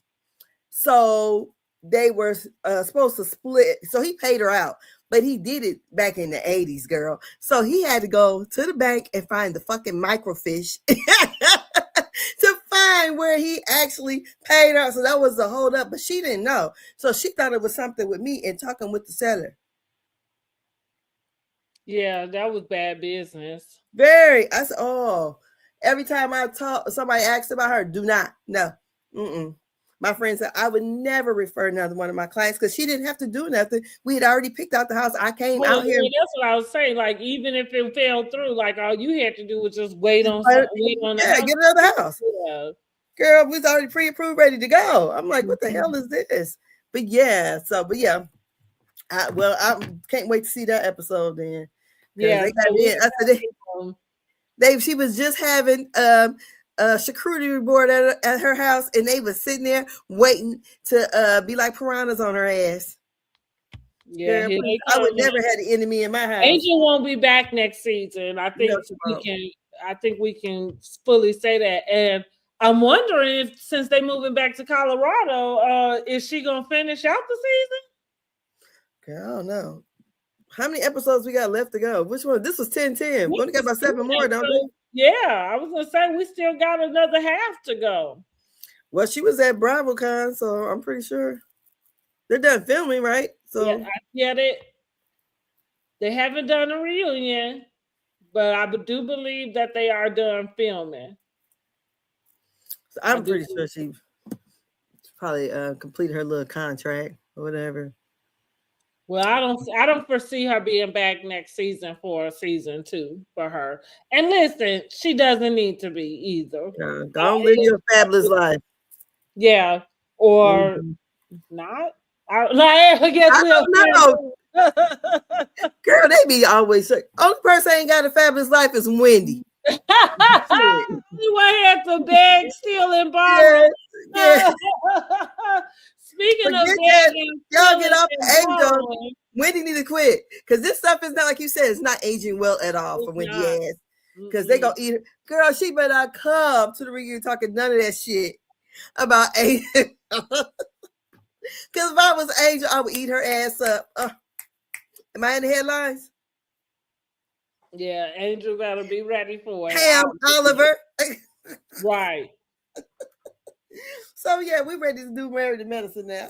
Okay, that's what I say. Speaking of begging, stealing, and borrowing, because Claude was accused of having to beg, steal, and borrow to get her house. And she was accused of that by Simone. Yeah. So you know what some people do? I feel like this girl had said once at church. She came to me and asked me, because she was just, her car was in the shop, but she was renting a truck like I have. What is it? It was a Yukon at the time. And she was like, well, how do you do this? And I showed her how to do it because I was driving my husband's truck to church. She said, people are up here looking at me all crazy. Mind you, this lady has no kids. And I'm like, girl, please, I wouldn't care if you was around here driving a Bugatti. You ain't got no kids. So all your money is yours. Mm-hmm. I said, what would anybody be tripping? I mean, to me, that's stupid to look at somebody crazy because they're driving a nice vehicle. I feel like you have no kids. All your money is yours. You can do what you want to do. And Quad don't have any children. Well, I think the issue at least at that time, why they always are bothering Quad, is trying to figure out where the money is coming from. Yeah. So that's leading us into season 12, episode 2, breaking up and making up. Okay, because we are back at it with Quad and Simone. Lord have mercy. And Quad invited Simone to the birthday party last minute. Why? Because she made the comment about I wonder who's paying for the house she lives in now. Yeah. And there is always, so I'm going to take up a quad in the sense of, and probably what you kind of are mentioning with the lady, at the church, is that it's a thing about seeing single women do certain things. And especially when you got a husband, like, and it's twofold. Like, I I take a lot of advice and I listen to a lot of people, but it's hard to take advice from someone who's never been in your position. It's true. So what I mean by that is, like we talked about the house. I've never gotten past where I thought I would, be in a position to start looking for a house. And so there was a lady who, just in random conversation, I was bringing it up like, oh, I thought I would, be able to get a house, is woo woo. And so she says, oh, that's easy. All you have to do is, add this, this and that. And, it's kind of like, yeah, okay, because I'm talking to somebody who has been married to someone for 25 years, and this person is paying most of your bills, first of all. And another thing is, now not to say she never worked, but that's the double whammy. Is if you got a man that's helping you pay your bills and you work, you know what I'm saying? Like, yeah, you don't know the struggle that, you know what I'm saying? Like, that I know, right? Because I've been paying all my bills by myself, and working to try to get this done. You know what I mean? On what I make, Exactly. and so, with that being said, it was just like some conversations I don't even, go into any further, because you've not even been in my shoes. So you don't know what it is. You know what I'm Mm-hmm. saying? Like, you don't know what it is. And I haven't been in your shoes. So what you think is easy, you know what I'm saying? You don't really know it's not that easy when Yeah, you're doing it true. on your Especially you have been married and had a steady income or whatever, and everything looks good financially. So of course, but some people have those obstacles, even trying to save up for down payment. Like when my daughter was Exactly. getting her house, she had to come here and live, because in the time her house was getting built, she had to save up $11,000 in with she had like 45 days to get the money together. Yeah. So it is what it is, and a lot of people don't. That's one of the first obstacles is coming up Yeah. with the money and closing costs. Mm-hmm. Some people don't have that, and or either Well, they'll. to your point, that's like I was telling even the people I was trying to work with. To the point of that, I'm saying to them, I can't go into a home that's been built for 60 and 70 years, and it might need a new roof or it might need a Oh, new that's why you have furnace. that's why you have somebody come. Always Do have the somebody come look inspection, at it. right? Yeah. I understand that, but what I was wanting them to see is that my interest was not in a new build just for the fact of it being a new build, but it's because I don't have any money sitting over here to the side. You know what I'm saying? Like, whatever I have, it's going to be going to this, and so, and this is not to say that nothing goes wrong with new builds. Like, I have, I have wherewithal about all of it. But of course, just like a new car, the hope is that when you getting something brand spanking new, you getting it on the end of, you got the time. You know what I'm saying? Like, Oh, they have those houses. They even have the warranty on them. that's So right. long, That's yeah. right. You know, right. And see, Mhm. sometimes people don't, and that's why I say I just don't really go into a lot of conversation, because sometimes people don't expect you to have the knowledge that you have. So let's go back with Quad, back on Married to Medicine. That's why I say I think sometimes it's not that. I think it's because she's single, and they've Yeah. always looked at her, like, as Greg had to take care of her. Greg presented it that way, and maybe he did and had and started off that way, but I listen, I She's would think that college educated. That's what I was about to say. Yeah, Mhm. you know what I mean. I would think that anybody would feel be able would figure out a way to make their money work for them if they could. Which is Yes, why she keep her tail coming to Married to Medicine while y'all keep trying to put her ass from skewer every goddamn season. Because that's part of like that's part of how she paying for that house. You know, exactly. it is kind of, and it's really crass. You know, like so. I think it boils down to her being single and people not being able to figure out how you able to do this and you single. You know what I mean? But so like you say, she ain't got no kids either. Yeah. So I agree. Let's open up the review. So episode 2 opens up with I can't remember Dr. Mimi husband's name, but him and the kids Steve. come.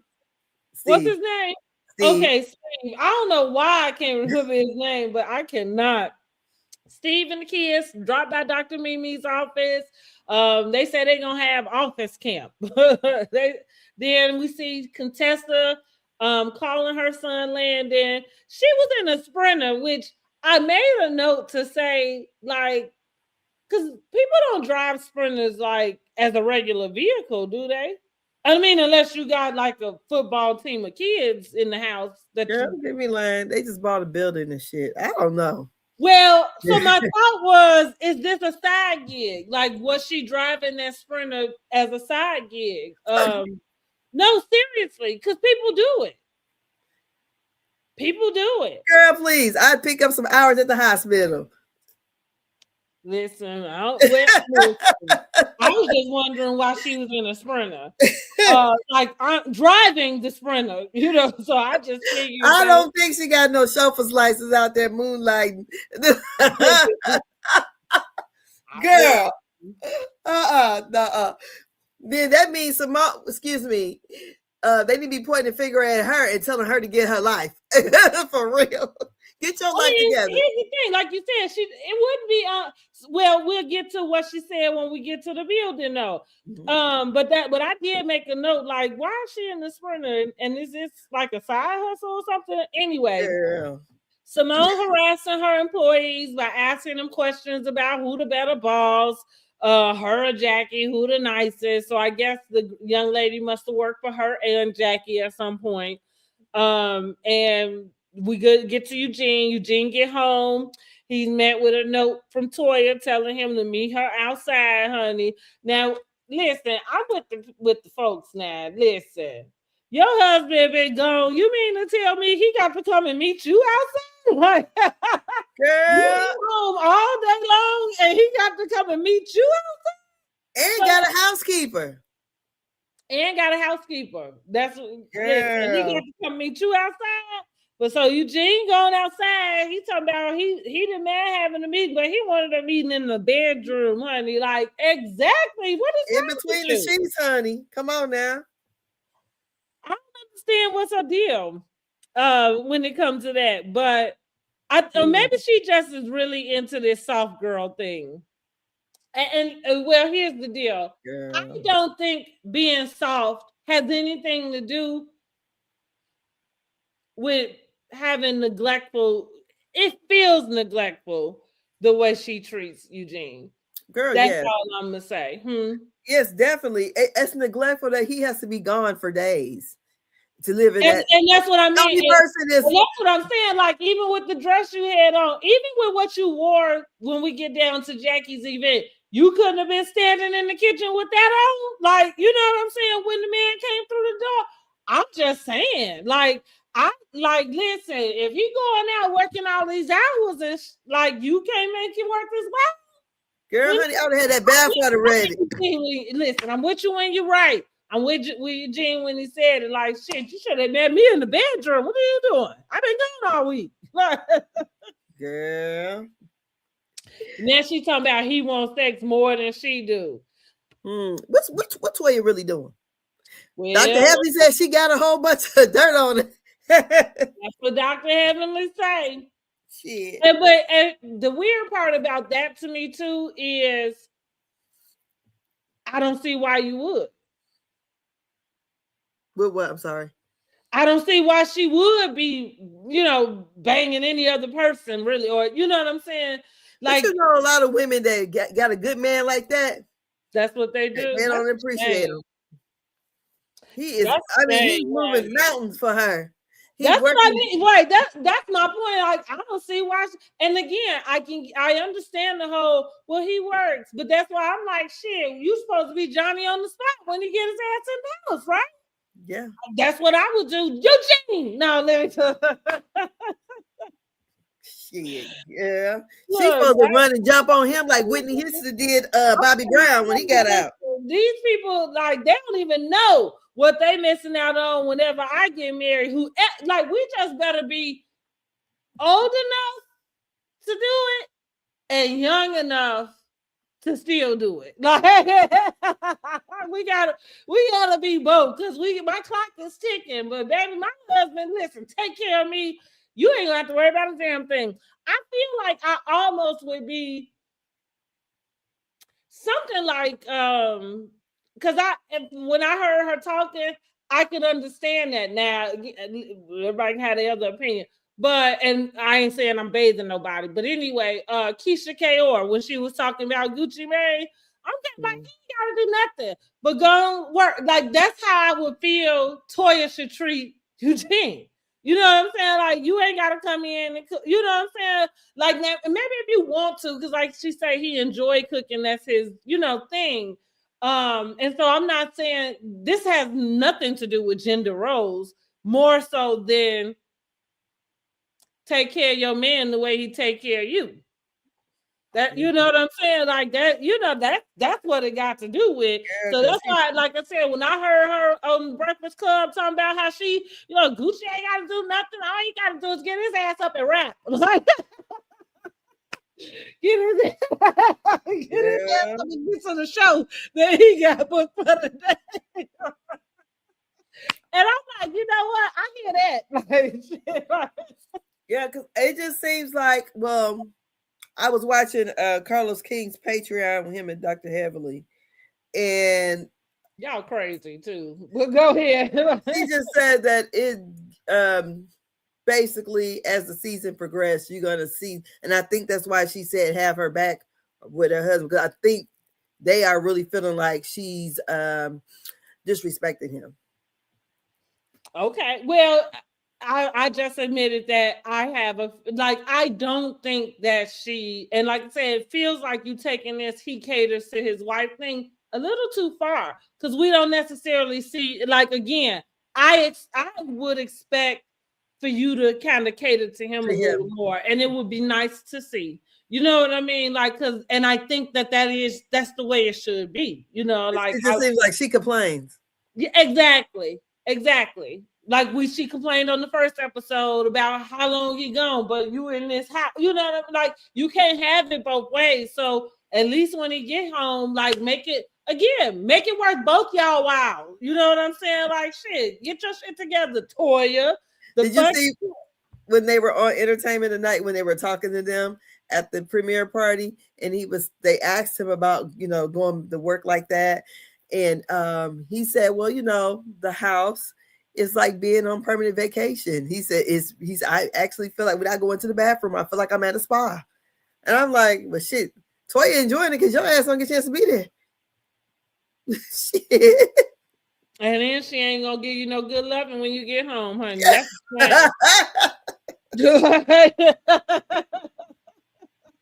That's a shame, honey. Lord, she gonna complain about it. Like, baby said, look, he'll be working hard and complaining about my ass. Like, hell, I done did all these hours and I gotta come home and she gotta be putting in more hours. Like, I can't get no sleep. We gonna have to go on vacation to get sleep. Like, girls, I don't know. They discussed the Polos themed event and Heavenly's absence, and also brought up the fact that Heavenly is running for office. They both feel like she is not qualified to run, and it's due to the differences that she's had in the group. And I guess maybe the way that those differences have come out. this is, I remember I didn't write it down and I should have, but as I was watching that, I just kind of really felt like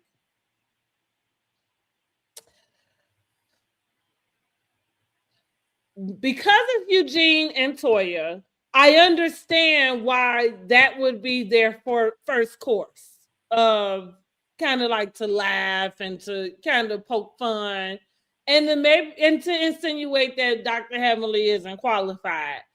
But I also kind of thought like just with where we are today, and American medicine has done such a good job of really kind of like Giving back. teetering the line of community work and being positive in that space, even outside of all of the drama and things.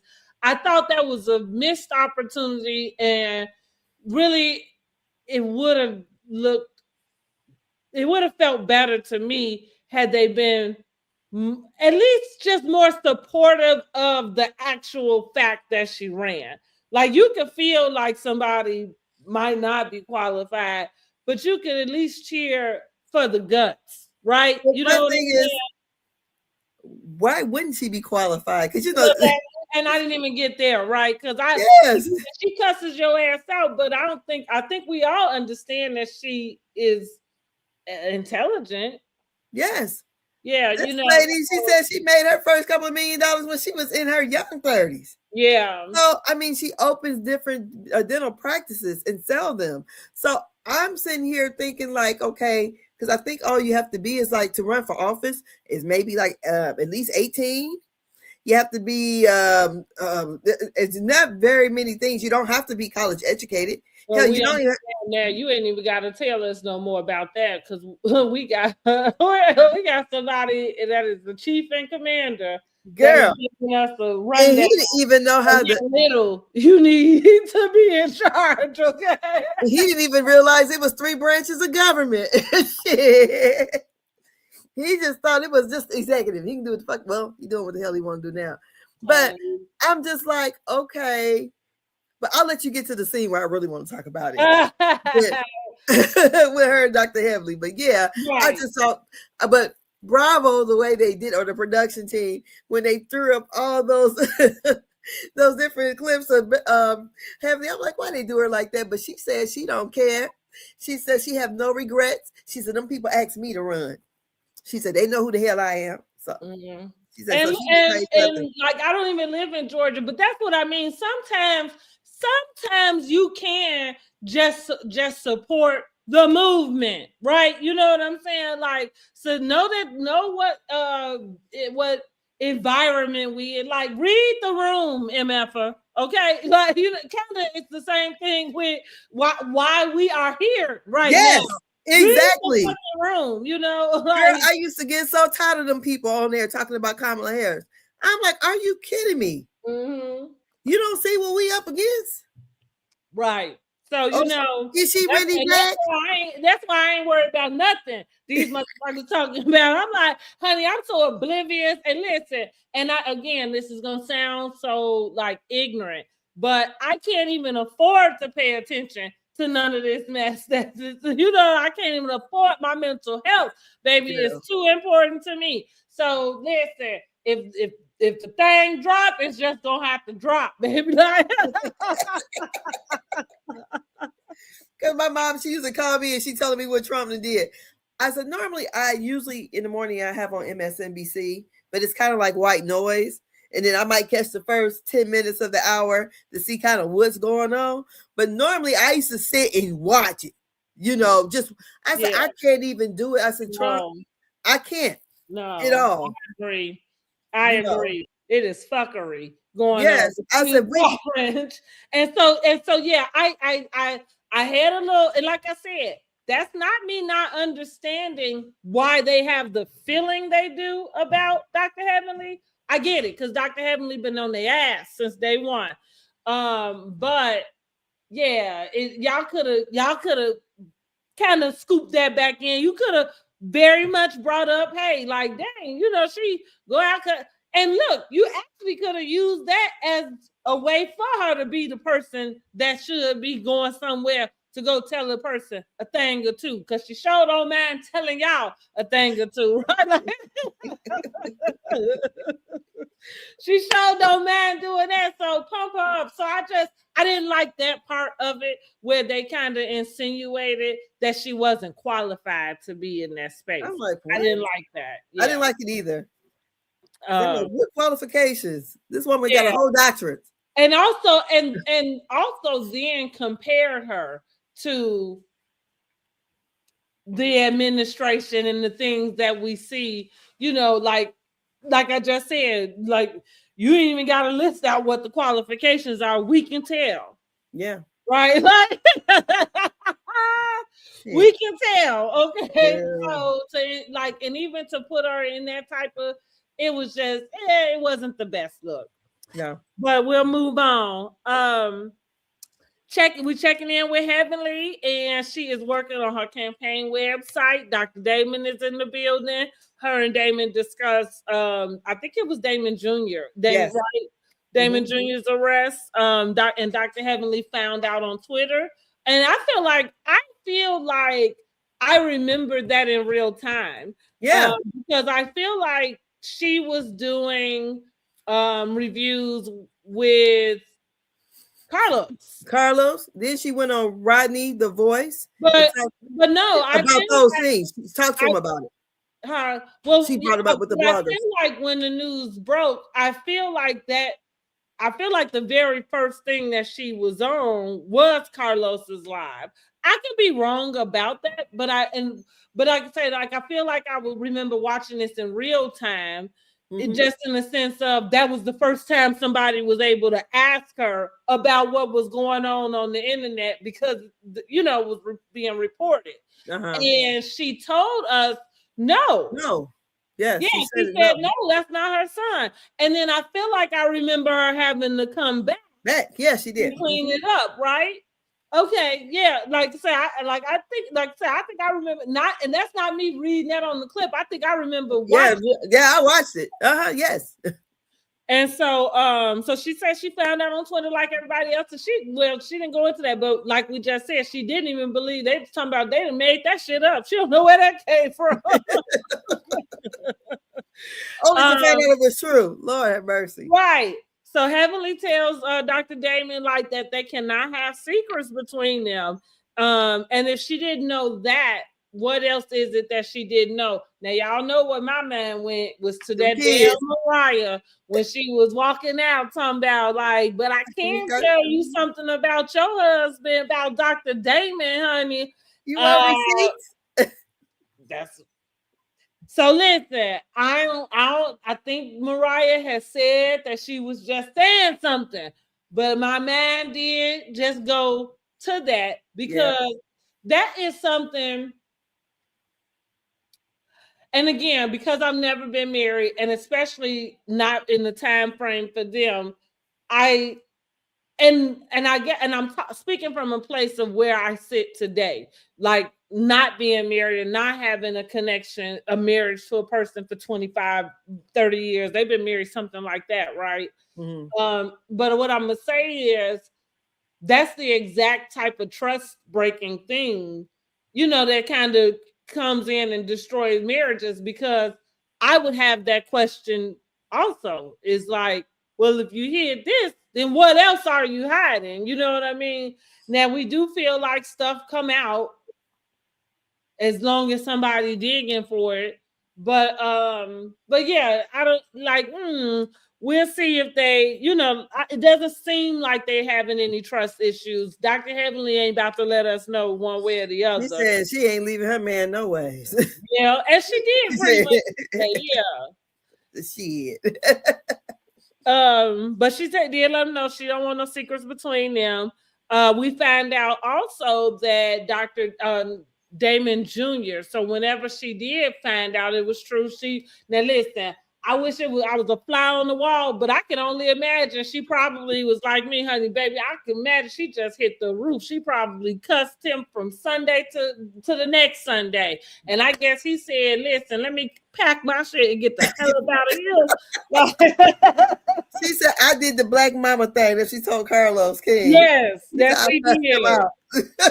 And so he done packed his stuff up, and she has not laid her eyes on that baby in 4 months. So I assumed, and I feel like kids do, or adult kids, or not all of them, but I think that there are times where you might go through something with them. And which means she's able to talk to him. It sounds like she's FaceTiming or like has seen him in a virtual sense, but has not been face to face with her baby. And I think that can, yeah, I can see how that can hurt her. But Dr. Damon said he not getting in the middle. He said he don't know why.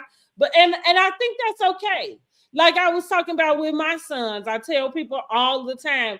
And I've noticed that whether there's a husband or the dad around or not, I think children just uh, young men going into their adult manhoods, they all have their rites of passage. And some of it is figuring out your shit. You know what I'm saying? Like going through your stuff, you know. So I'm wondering if that's the stance that Damon is having, just kind of he's at an age where like these are the choices and we kind of have to give him some respect about it and respect, where he at. What do you think? I ain't about to be going on 4 months without seeing my son physically, point blank. Period. I would be. I really felt sorry for her. I said, if that's for real, that she hadn't visible, he that pissed off at some shit he did, because you did this, because I'm pretty sure. Well, listen, she may have said some stuff though that she kind of, because she said, "You like maybe I got a little too upset." You know what?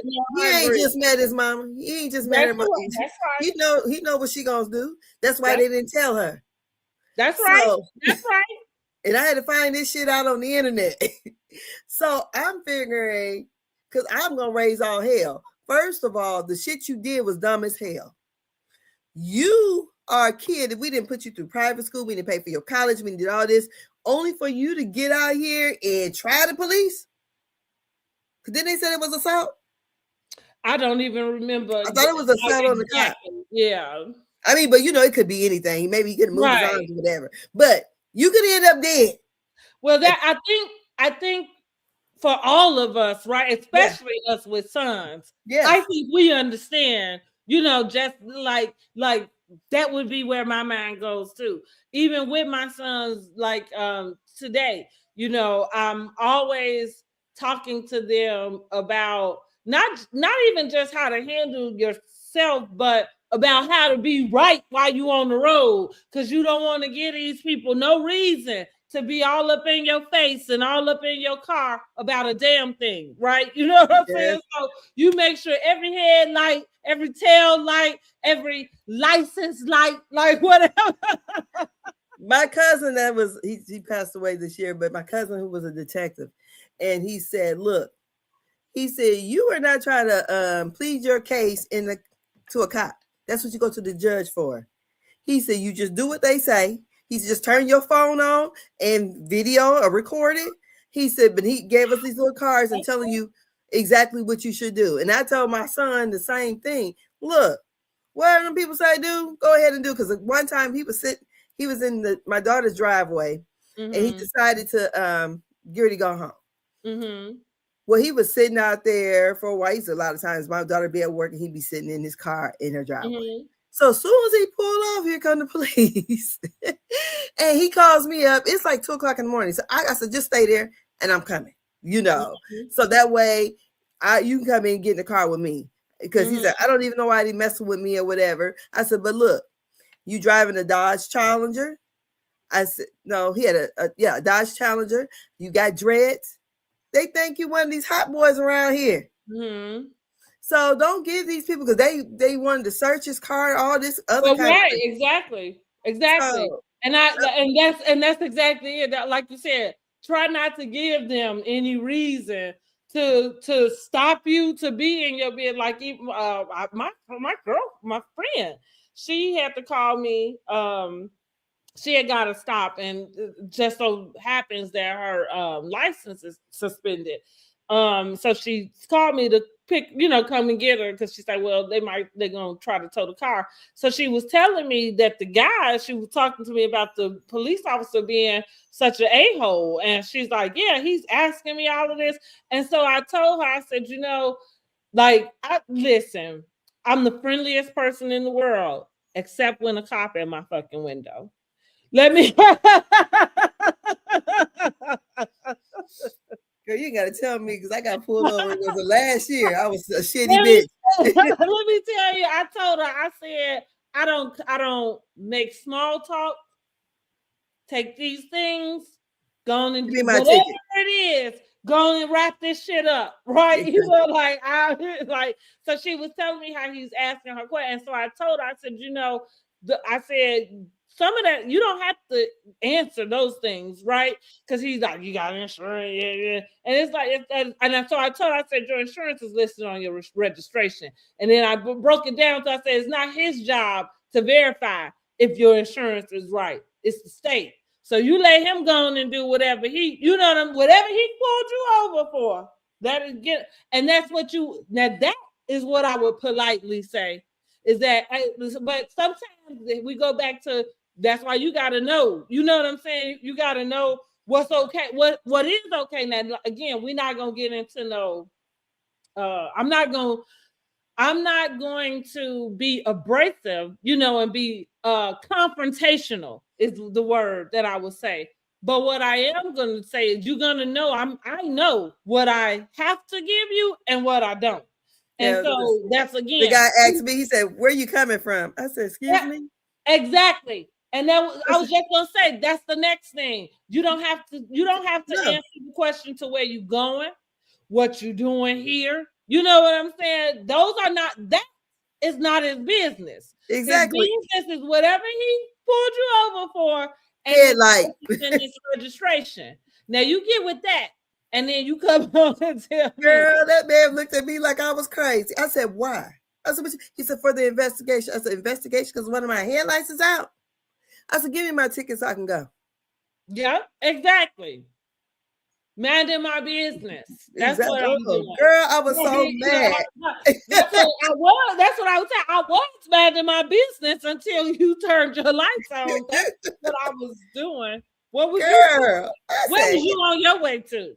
girl, with all these lights on this dang old car, and one of these lights is out, girl. Oh my Jesus! But and same thing, girl. That's what I remember being pulled over. It was 6:00 in the morning. I was on my way to my job. I live 5 minutes from my job, and I'm gonna tell you the only reason why he pulled me over was because the windshield was cracked. But that's what, and so I remember that so vividly because of course I work with a lot of and so when I got in, I was a little pissy about it. Say, what happened? I said, I just got pulled over again, 6:00 in the morning. But you know where I live, right? And so she said, well, for what? Here I go driving while black, because that's clearly what he wanted to know, and like you said, like you have to know. That's why, yes, make sure, look, even the license plate light, like if your car has a light that comes, make sure that bitch is working, okay? Because they will Exactly. pull your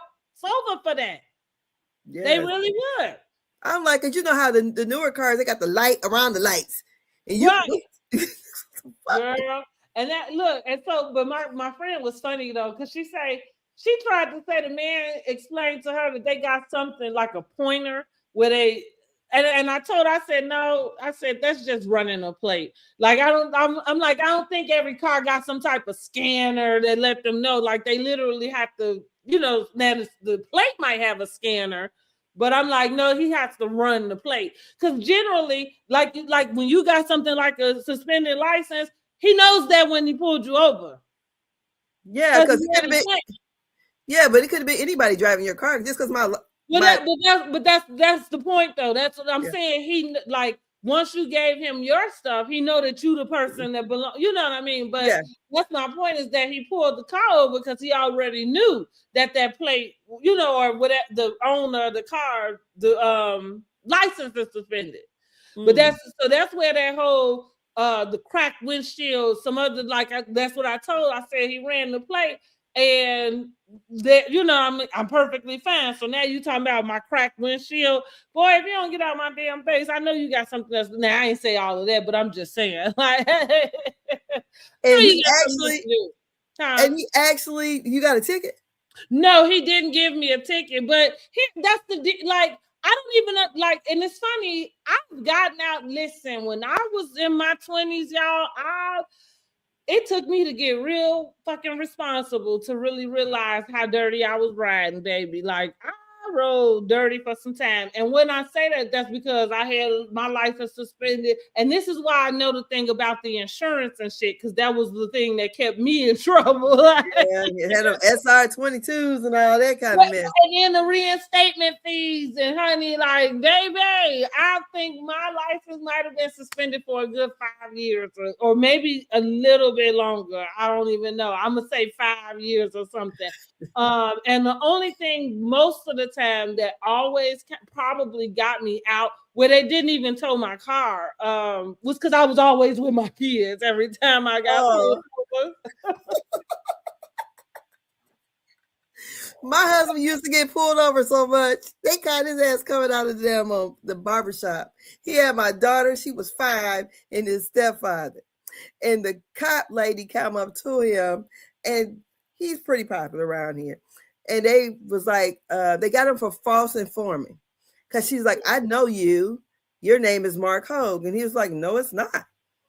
Because his nickname is Mark, but that's not his name. Mm-hmm. You know, his government name is Jonelle. So you don't know me like you think you do. But his license was suspended. It all was from, because when they first started doing that for not having insurance, he riding around, he got pulled over by the cops on bikes, girl. Booming system. And got a noise violation, didn't have insurance. And it seems like by the time he got his license and stuff straightened out, he had to get a lawyer. He spent over $3,000, and he never let them license get taken again. Listen, I concur. Okay. Every other week something happening with him. I'm like, God, dog, they know who you are. When I finally got stuff taken care of and it's paid up, and you know my stuff was good, I made damn sure and still do make damn sure to know, like, I keep it in line. My insurance, listen, I done had steady insurance, honey, for years now. Like, yeah, that's on auto pay, honey. Exactly. That's what I'm saying. Like, honey, I don't, like, for years, okay? But there was a time when I'd be like, I can't afford it. Like, you know, but what I can't afford is to be going back and forth through that mess. And also, you want to know, like, even though I think there's always been this deal with police officers, and that's, like I tell people, I don't fuck with them that much because they don't know how to turn off that authoritative, like, bullshit they be on. And I'm not here for it. But what I'm saying is, there was a time where maybe things weren't as tense as they are in today's time. You know what I'm saying? Like when I was being pulled over, I wasn't afraid that somebody might decide to, you know, do something. I was more afraid about whatever the ticket was going. You know what I'm saying? Exactly, girl. Look, my husband, we're supposed to go and see the Players Club. I never forget the night we're supposed to go and see it, and he's with his sister's brother. So he said, but he was driving so bad. So I was like, man, pull over and let me drive so I can get on home. He said, no sooner than I pull over, you know, and we switch, and I pull out, we get pulled over. So at the time, his license is still suspended. So he calls me up, and so he had to lock up. So I said, well, I come down there and get your wallet. So look, I go down there and get his wallet, and I never forget, one of the sheriffs there was like, I know you. I said, no, you don't. You never seen me up here. I know you. He was like, I know you. I said, no, you don't. You know, it's a white bald headed man. I'm like, you don't know me. And Mm-hmm. he goes, because I could not picture him. And then turns out me and his niece were best friends. But he looked so different. He didn't, you Right. know, bald and everything. But he's like, I know you. I'm like, no, girl, I'm sitting here, got my head. I'm only like 20, about 24, shaking my head. No, you. Right. Right. You ain't never seen me up in here. And then I got so tickled. I said, because you know, whenever you be around cops, I don't know these Yeah, cops. let me get away as soon as I can. I You agree. look, just give me his wallet so I can go. Right. Right. There, I But mean, real facts though. Yeah, facts. That's like say now, even now, like before, it would kind of be like I wouldn't mind saying like, "Oh hi, oh I'm on my way," you know. But today, I ain't got no conversation for you. Come take care of this business and get the fuck out of my face. exactly. Exactly, honey. Yes. Because whatever you gonna do it anyway. You know what I'm saying? Like if you gonna let me go, you gonna let me go. Like if you gonna write the ticket, you gonna write the ticket. Like so, go and take care of it. Yes. So Um. So that's yeah. why I heavily went off. Well, exactly. Exactly. We all understand. At least mamas do. I think Yeah, we do. we understand. Exactly. But I agree. You know, I felt bad. I felt bad to hear her say that too. Because I can't imagine going that amount. I feel like the only time the that I have probably gone that time frame without seeing my son, one of them or another, but it was probably while they were in college. You know what I Exactly. mean? And And even then, you know, like say with the FaceTime we get over, but I can understand and how devastating it might be, like when you know that he won't come over um on his own. You know yeah, what I mean? On his own. Like even with Jordan, when we had that spat and you know he got his own place now, like I was a little bit kind of I think I was nervous about how he would feel, you know, because I think it took him a little bit, not that long though, but I you know, I didn't want him to feel like I was like pushing them out or putting them out. You know what I mean? I didn't want to even though I guess maybe it might have been something like that, you know. But you know, but thank God it's not. Like that's all I was saying. I just was like, oh, is he gonna want to come over and visit? Like my son would come over here and lay in his own bed. that's funny. I love it. No, you got your whole brand new house and you come over here and lay in your bed. I love it. That's cute. Okay, so let's get to our next scene with Contessa and Scott. So they are at their new building, honey. They are meeting with the interior designer. The building is still under construction. The contractor is taking longer than what he's supposed to. He keeps telling them 2 weeks, Yeah, and playing Scott with said her. it was 3 months ago. But I have heard, like again, this is something that is out of my wheelhouse. But I have heard, especially with when you're doing work like that, that kind of is common. Is that your Mm. stuff don't get done in the time frame that you think it is?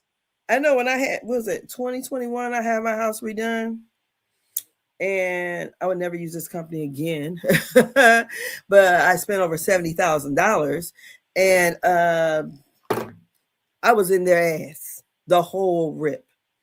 And my husband kind of like, you know, he's at work, but by me being, I used to do construction for a living, and I kind of did. I did building and trades where you working inside of the buildings and doing. I did highway too. So I not saying that I know everything, but I know some things, you Mm-hmm. know. And the way they thought they was gonna play with me, oh no, you're not. Just Mm-hmm. because I'm little, Mm-hmm. don't think. Because he just thought I was gonna just give him like the, you know, I gave him a down payment, but he thought I was gonna finish up everything before he got finished. And I'm Mm-hmm. around here looking at shit. Oh hell no! Mm-hmm. Because you told me when stuff was gonna get done, it's gonna look like it I mean, you know, like it always existed this way. No, we not. Mm-hmm. So I feel like in their case, when a person keep telling you 2 weeks, but it's been like 3 months, I would have got me a new contractor. Okay. Yeah. No, because you first of all, you should have told me the time frame from the jump, not 2 weeks and it's been 3 months, and we Mhm. walking around here and it just looked like you just hung some drywall. Yeah. Yeah. No. Yeah. I'd be mad. So she say we hear Contessa kind of talking with the interior designer about how they've moved out of their building, so they're not really taking clients. And so she mentions that they working other jobs full time, which that took me back to that Sprinter because Girl, you got her over here Uber. God, that was she Uber Black. well, again, it's the Sprinter, and it was a Maybe big she just Sprinter. owned the Splinter. I would Maybe imagine she so, like maybe so, but I thought that was a pretty big thing to just be driving around like. now you're gonna make me have to go back and rewatch it because I didn't even notice it. No. Girl, I better look. No, let me go down to the local emergency room and pick up me some shifts over here. Right. So basically they over budget, right, on this thing. Mhm. And I love how Scott did this thing where he went into how they had to cash out, all this stuff. And so he kind of threw a figure out, for his side, and then he kind of was like, and you took care of all the rest, and I thought like like I feel like Scott has always been like, I get he's a doctor and I know he has a job and he works, but it does just feel like it's always Contessa dragging your ass along. Like I don't know. It don't feel. She's probably the motivator. That's all I'm saying. It does. He doesn't strike me as the He's man. laid back. Yeah. So and listen, and I'm not saying that that's bad. That's why I'm just saying I like how he threw that in there real quick, just so he could get his props in, right?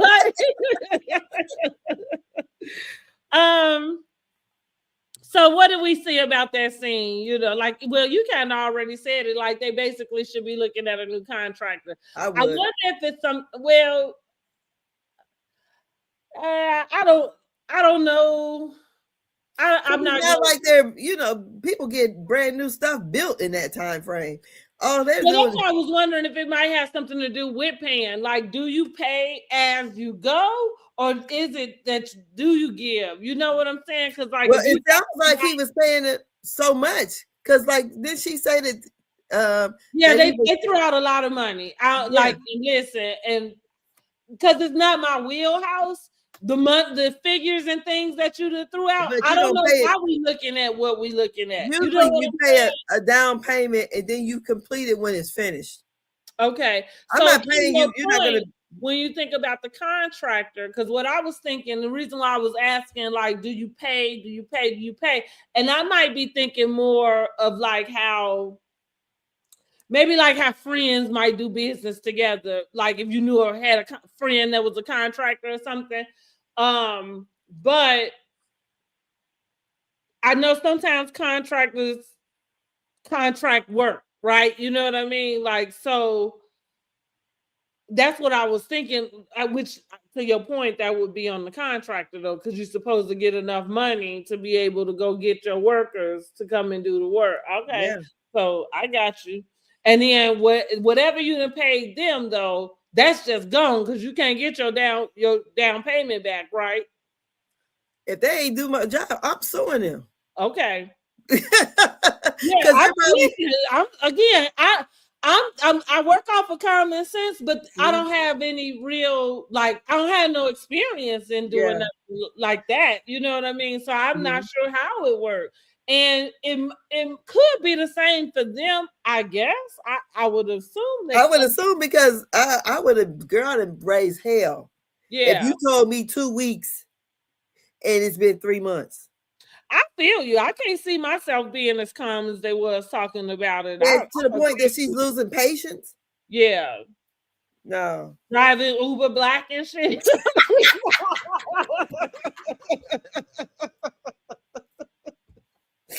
And did you notice she told Toya it's only gonna be 2 weeks? I'm gonna get to that, right?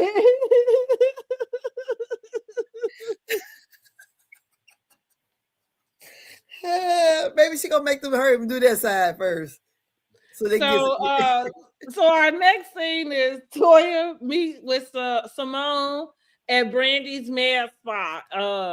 But they was going. I guess they're gonna get some microneedling. At least maybe that was what the plan was. And what is that? Um, so I don't exactly. I feel like it's in the chemical peel type of family without it being a chemical peel. The only thing that I have used, I have never got it done, but I have this Metacube nighttime, and it's like it's tingling. It's like a liquid micro needling that it's supposed to be, and so it's supposed to like clean out your pores, and I think kind of do some fill-ins, like fill you in some places, right? Most, I think, especially when as we talking about getting older, most of the time you're gonna be wanting to put some pump back in your face, right? Yeah. And keep it from like dragging. So I'm thinking it's probably something along the lines of that, but I am not for sure. Okay, girl, because Simone thought it was microbraids, I'm like, oh, thinking eyebrows now. Well, no, microbrasion is a treatment too. So like you got a chemical peel, which is like takes off like the layer of your skin, and then microbrasion is like almost similar to when they taking that little scalpel and kind of scraping off the like dead skin around. Ooh. So that's why I'm saying, like with the micro needling, I'm gonna think it's more like collagen, something in the family of putting some collagen into your face. Okay. I'm gonna ask ChatGPT. Let me ask him right now. And look, I should know, but let me see. Girl, I was getting microblading and microblading mixed up there. Right, exactly. Oh, come on, they getting eyebrows now.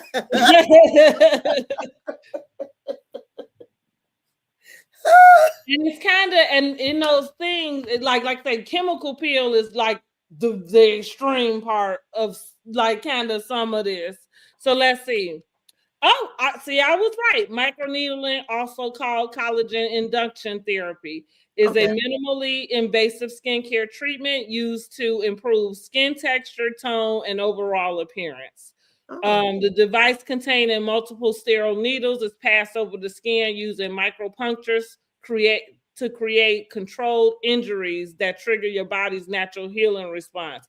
Increase collagen, elastin production, improve skin cell turnover, enhanced absorption of serums and night care and skincare ingredients. Okay, so it smooths out your fine lines and wrinkles, hyperpigmentation. So that a lot of times that's why people want to get the chemical peels so they can peel off the layer and then allow the new skin to come back. Right, that's the idea. Stretch marks, large pores, and dullness. Okay, so see, I was close. Look at the beauty expert knowing a thing or two, even when she ain't even qualified to give the service. But while they are there, so we also found out that Brandy worked for Dr. Damon before as a nurse practitioner at his pain management clinic. So Dr. Damon is good in her book, as she say, which is funny because he's not good in Eugene's book. And he worked for him too. Was also like one of his mentors. Anyway. Really? Dr. Damon was, yeah. No, he's not good in Eugene's book? I was saying Eugene. Okay. Not Dr. Damon, but I was just saying the fact that you felt the way you do about his wife. Oh. You know what? Dr. Heavenly said, even though like that lady Brandy worked for Damon, she's never met her. Oh, okay. She said, because I don't go to his practice and he don't go to mine. Okay. So she said, so I never met her. She's until she got on the show. She said, So I don't. She said I really don't know her. Okay. So because I was thinking, oh, so this Dr. Heavenly friend kind of, but no. Mm-hmm. Mm-hmm. Toya mentions a dream where she had where Quad and King was house shopping in her neighborhood. Um, and I guess she don't want the girl to still live in her neighborhood. I think that was the point of her bringing that up. But in the midst of that, she gets a call about her dog. Now listen, I thought dogs know how to swim. I I can't say for sure. I just got my first one. Like Never put a doggy pedal. pedal, okay. And maybe they like humans. Maybe some can, maybe some can't. Like maybe if they ain't never been in water, I don't know. But this is what I want to say while we dissecting people's stories, so she gets the call about the dog. Um, Simone asks what happened. So she tells Simone that her housekeeper took the dog, put the dog out. I caught She that. go to the bathroom and she said she went back in the house and noticed that the dog never came back to the door to be let in. Went looking for the dog and found the dog in the pool floating. But then when Brittany came in, she kind of said that she had let the dog out, and she asked the housekeeper to bring the dog back in. But then, and it was a third one too, though. I feel like at the funeral, she said, right, yeah, So I'm like, why you be lying? And see, and what I put in my notes, I said, and if we were to dissect that lie because it's about her dog passing, we are the monsters, But I'm kind of like, well, which one was it? Like, did you let the dog out? Did she let the dog out? Like, and if you let the dog out first, why wouldn't you wait for the dog to fit out? Like, anyway, the dog jumped in the pool, honey, and and took his life, I guess. The dog was old as hell. That's why I think he jumped in the pool. I'm like, shit, that dog 18 years old. Shit. He was like, this girl is not gonna let me go for nothing. Like, I'm out of here. So wait a minute. Laugh about, listen, I just introduced y'all to my Prince Michael Jackson, so I get it. But look, the ladies are, and so her dog's name is Bailey. So the next thing we see is Bailey's with Bailey's. That's what I said, Bailey's. Mm-hmm. Bailey's. I'm saying the S, Bailey's. I don't know. You might can't hear the S. Do the Chicagoans pronounce the S's? Is that like? Look, maybe you can't hear it, like, but I'm saying it. Girl, that dog was 119 years old. Wait a minute, girl, stop! I'm sick of your ass. Look, you heard what I said. The dog jumped in the pool. Okay, the dog was 126 years old in human years. Don't they give like 7 years for one dog? Like, I think it is. Girl. I think it is. I'm gonna find out though, right? But so little dogs do live longer. Bailey's funeral, and they are dressed in all white. Some of the ladies brought their dogs with them, and they have a service. They just thank the ladies for coming. They shared some stories about their memories with Bailey's. I thought it was really sweet, and not as silly as what it, like how Dr. Eugene say, well, I hope y'all didn't think this was silly. Like, it actually didn't seem as silly as anybody may have thought when you say, come to my funeral for my dog. Yeah, but when he said that and they panned everybody's faces, I think they thought it was kind of a little over the top, I would say. I thought it was sweet. Maybe it's just because I got my new Prince Michael Jackson, and so if I have to invite y'all to the birthday party, to whatever is going on, please don't dye your dog like Kelly did hers, though. Please don't. No. Now we might do well. He a boy too, but he might be a boy that might get a little the Prince Michael Jackson. Okay, so he might get a little flamboyant with it. That's all I'm saying. Okay, that's all like his mama. Okay, but no, I won't be dying. I won't be dying the hair. Quiet dyes her dog's hair. Don't she got? Girl, We don't see them that often, but I feel like she had dyed. Hers don't look the way that she still got dogs. Well, that's what I'm assuming that she does, but that's why I said we don't see them that often. So I just assume that she got them still, but maybe not. But we don't see them, and she didn't bring them to Toya's funeral. Excuse me, to Bailey's funeral. Let me take that back, honey. Yes, Lord. I didn't mean to say that.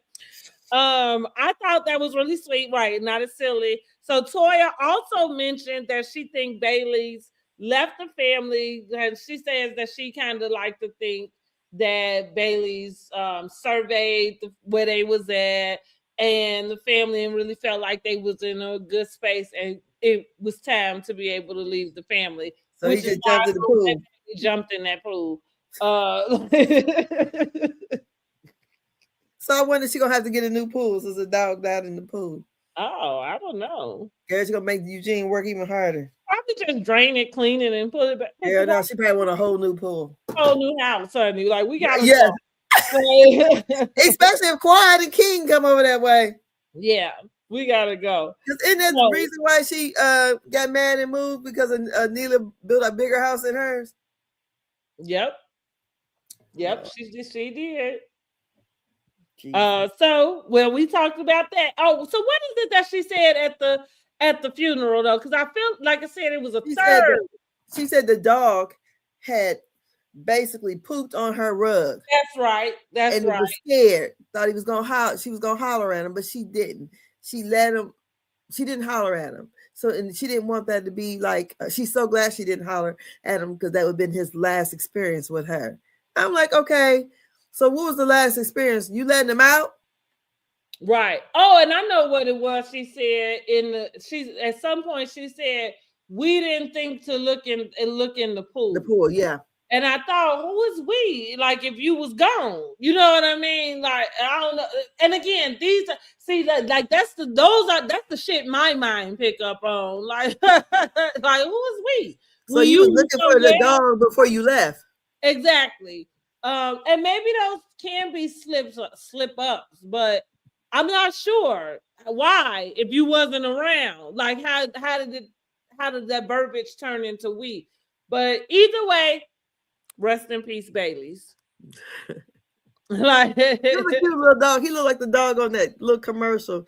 They used to come on the dog food commercial. The Caesar dog. Mm-hmm. Okay, so Contessa and Toya are riding together to Jackie's event. Now listen, don't tell me can't nobody bond over hate for the same person because these two ride in the same car with each other. Okay. That the way that Contessa was like playing the and let me just say this real quick. Oh my God, I do not like her boob job. They social distancing for real. No, she needs to gain some weight. The fuck? It looks like you like I can see your chest. Girl, like, I don't remember when Dr. Heavily talked about her titties. I mean, it looks it's strange. I'm gonna just use the word strange because again, I'm not trying to body shame. Let me make that very clear. I'm not body shaming, but I'm saying that it's not a body job. Low cut tops, your cleavage is not appealing, boo. Girl, it's social distancing. It's not only social distancing, but they look like water balloons coming off of your chest. They literally, you remember when we were kids, when we had no boobs, right? You would put on something and you stick the water balloon so you got just your chest. and then all of a sudden this water balloon is sticking out. We Like did socks. water balloon socks, shit. Hell, I mean, at the time when you sticking anything in your shirt, you didn't give a shit what it was as long as Toilet paper. right. And you talking about leaving out the house, going somewhere with that shit in there. I'm just talking about playing, right? But so that I'm saying the reason why I say water balloons is kind of like because when you outside playing with the water balloon, you know what I mean. But that's what it looks like for real, seriously. And that's exactly what it looks like. Like, and again, I'm not body shaming her. What I am saying is that same as I would say for anybody when they dress and wear something that's not appealing to your body. That's not appealing to be running around with all these low cut shirts and shit. Like, girl, have you seen that? Like, it's not. Maybe it look better in person, like Steve's suit. Neither one of that is true. But that's a good try. Like, neither one of that is true. Like, and she had it done that way. If anything, I would think it probably looked better on TV. Because they can edit I'm serious, because you got all kind of editing and shit to go through. Like, I'm serious. I wonder why she don't wear them little, like the push-up things, and so they can. It must be the deal though, because Jackie's look the same. That's all I got. And no, my husband's cousin had breast cancer for real, and she had hers removed, and her breasts look nice. Yeah, I don't know, but and she didn't even got all that good money they got. Yeah, that's a bad boob. You need to go back and get it done. Yeah, like I said, it looks like a bad boob job to me. She need to be on that show called Box. Who the hell? Tamar needs to give us the name of the doctor. Release that man. Make sure all the girls go see that man, because them boobs sitting up there on tape. Yeah, they're nice. You did good with that girl shit. Like anytime you got me looking at your boobs, like. Oh. Portia too. Portia too. Oh yeah, Portia too. Yeah, girl, and Rihanna before pregnancy. I don't know if they look like her boobs. Girl, I seen her without a bra on. You know, she had on just a, like a t-shirt or something, but she had no bra on. And it was sitting up nice. I said, wow. Okay. Oh, okay. You know how like, oh, well, God, well, damn. Now, I don't know if this is that this was pre-pregnancy though, so I don't know what they like now. Talk about do they hang down low? So yeah, they riding together to go ahead to Jackie's event. Contestant is checking Toya's temperature about moving into the building, still running that space in the building. So she asked her, like, what y'all thinking about that? So Toya asked, like, well, how long? She told her 2 weeks. That's why I say she playing the contractor's game of the 2 weeks, honey.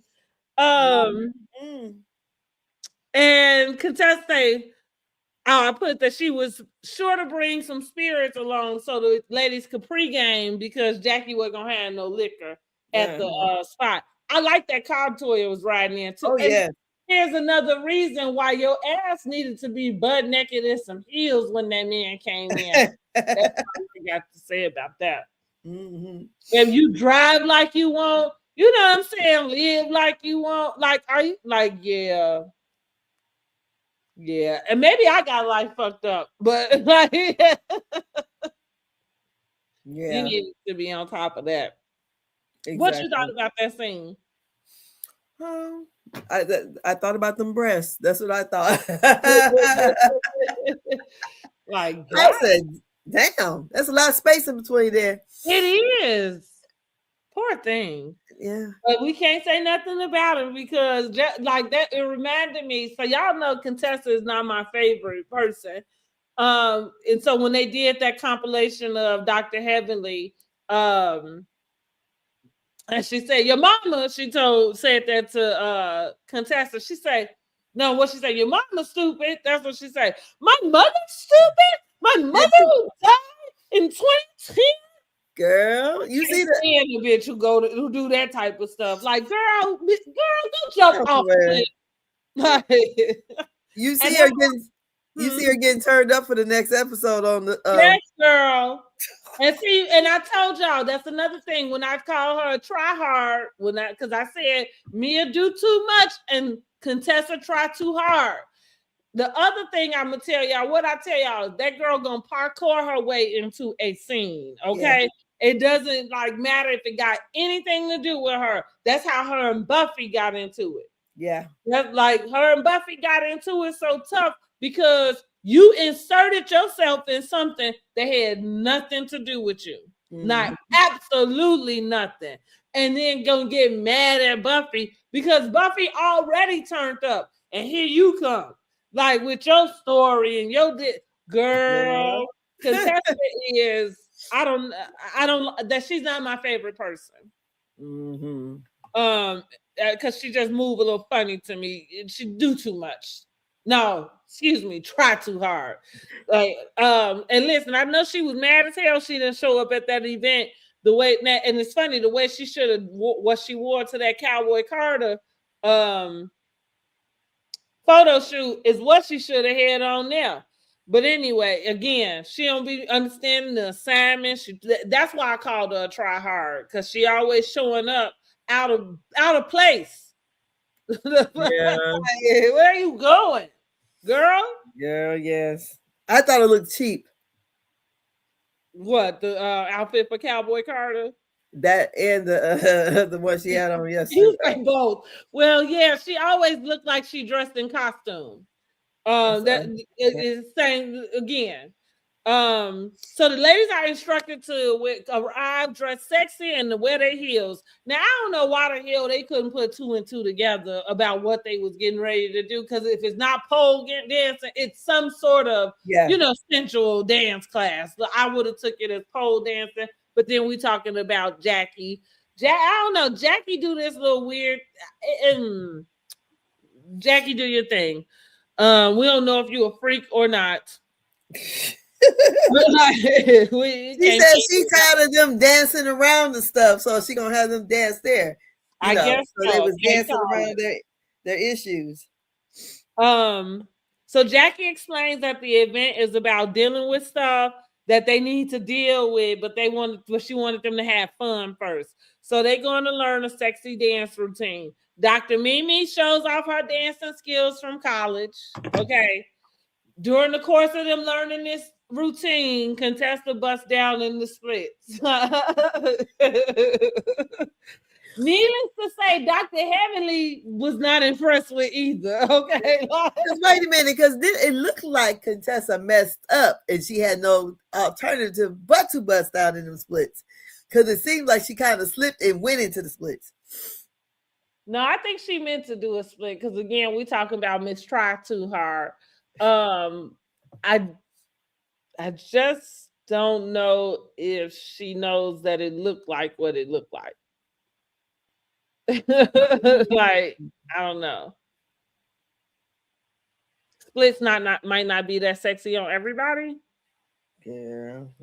I don't know. I can't do a split. Me So either. that part, so I don't know if I'm the one that should be criticizing her split, but all I'm saying, Girl, the closest I came to doing a split, I was in Dairy Queen picking up my you say a brothers. slip and fall split. Girl, that's what it was.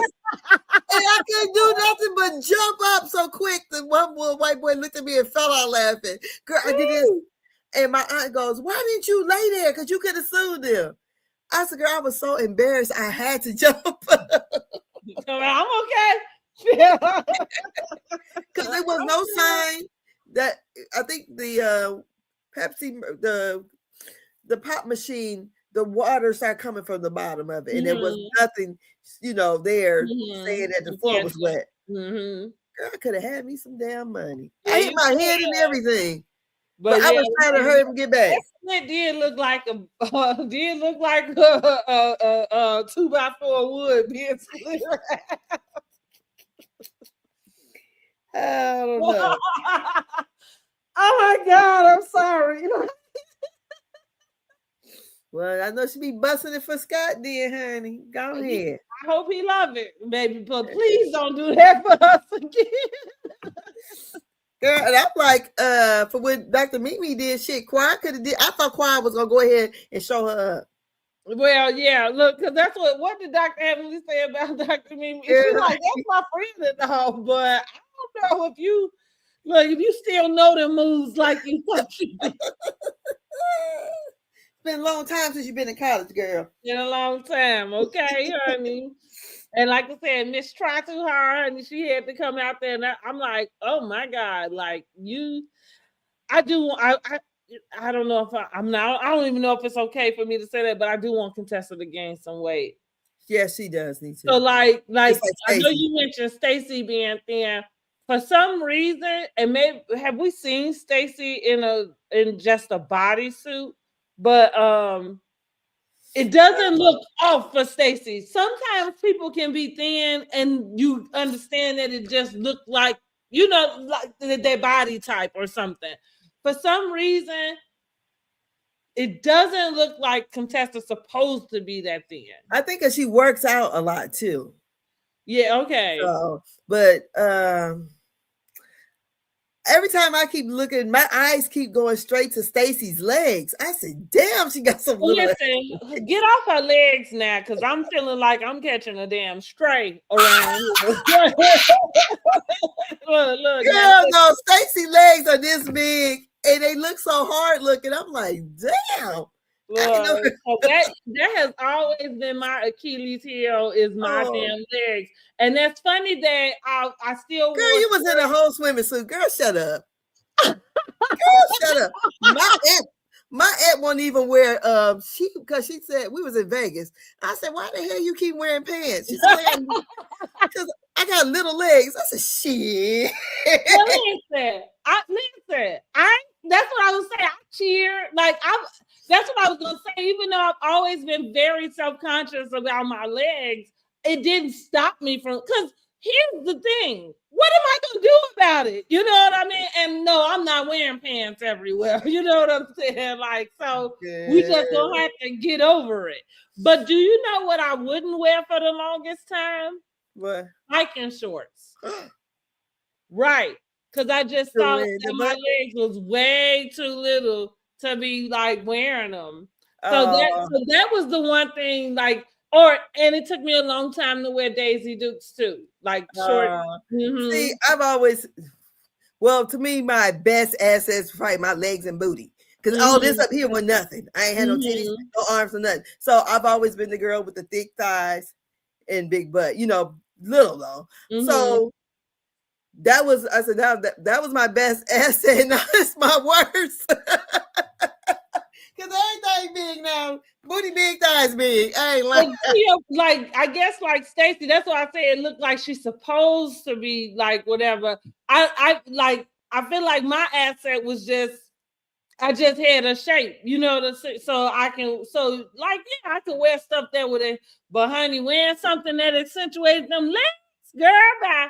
Oh, and I wouldn't wear boots, like tall boots. That's another thing I wouldn't wear for a long time. I had to build my confidence up about that oh, stuff. Mm-hmm. Yep, I do. Like really? today, I wear no problem. You know what? It is funny.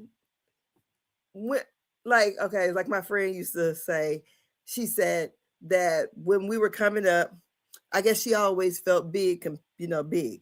And she Mm-hmm. goes back and look at these pictures of her, all of us together. She said, shit, what's fucking nothing wrong with me? Y'all bitches was anorexic. Oh, it's crazy the way we be doing ourselves, Girl, honey. because I I had the think she same probably, thing done my damn self. I be like, girl, what the fuck was wrong with you? girl, when I never forget when I had a miscarriage before I had my son. But when I got pregnant with my son, I had just miscarried. And so I got on the scale at the doctor's office, and the lady said 136. I said, you got your foot on the scale. Okay, right. Girl, I went home and cried. I'm like, bitch, you should lost your mind. What happened all these other years? You don't let yourself get way past. I mean, going home and crying. So my friend Mm-hmm. was saying, because I never knew she felt self-conscious about her weight. She Mm-hmm. was a girl who was busty. And Mm-hmm. I don't know if you remember you're younger than I am, but do you remember Lisa and Colt Jam?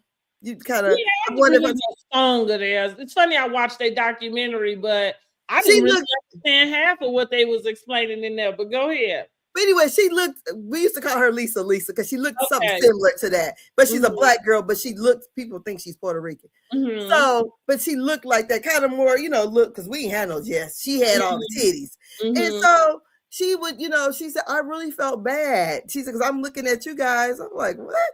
Because she was not big. I think I get it though because it's just. I mean, so it's like when you in a group, right? And we all the same age. So you know what I mean? Like you feel like you want to look like the people around you. That I mean, you don't want something that make you kind of sit out.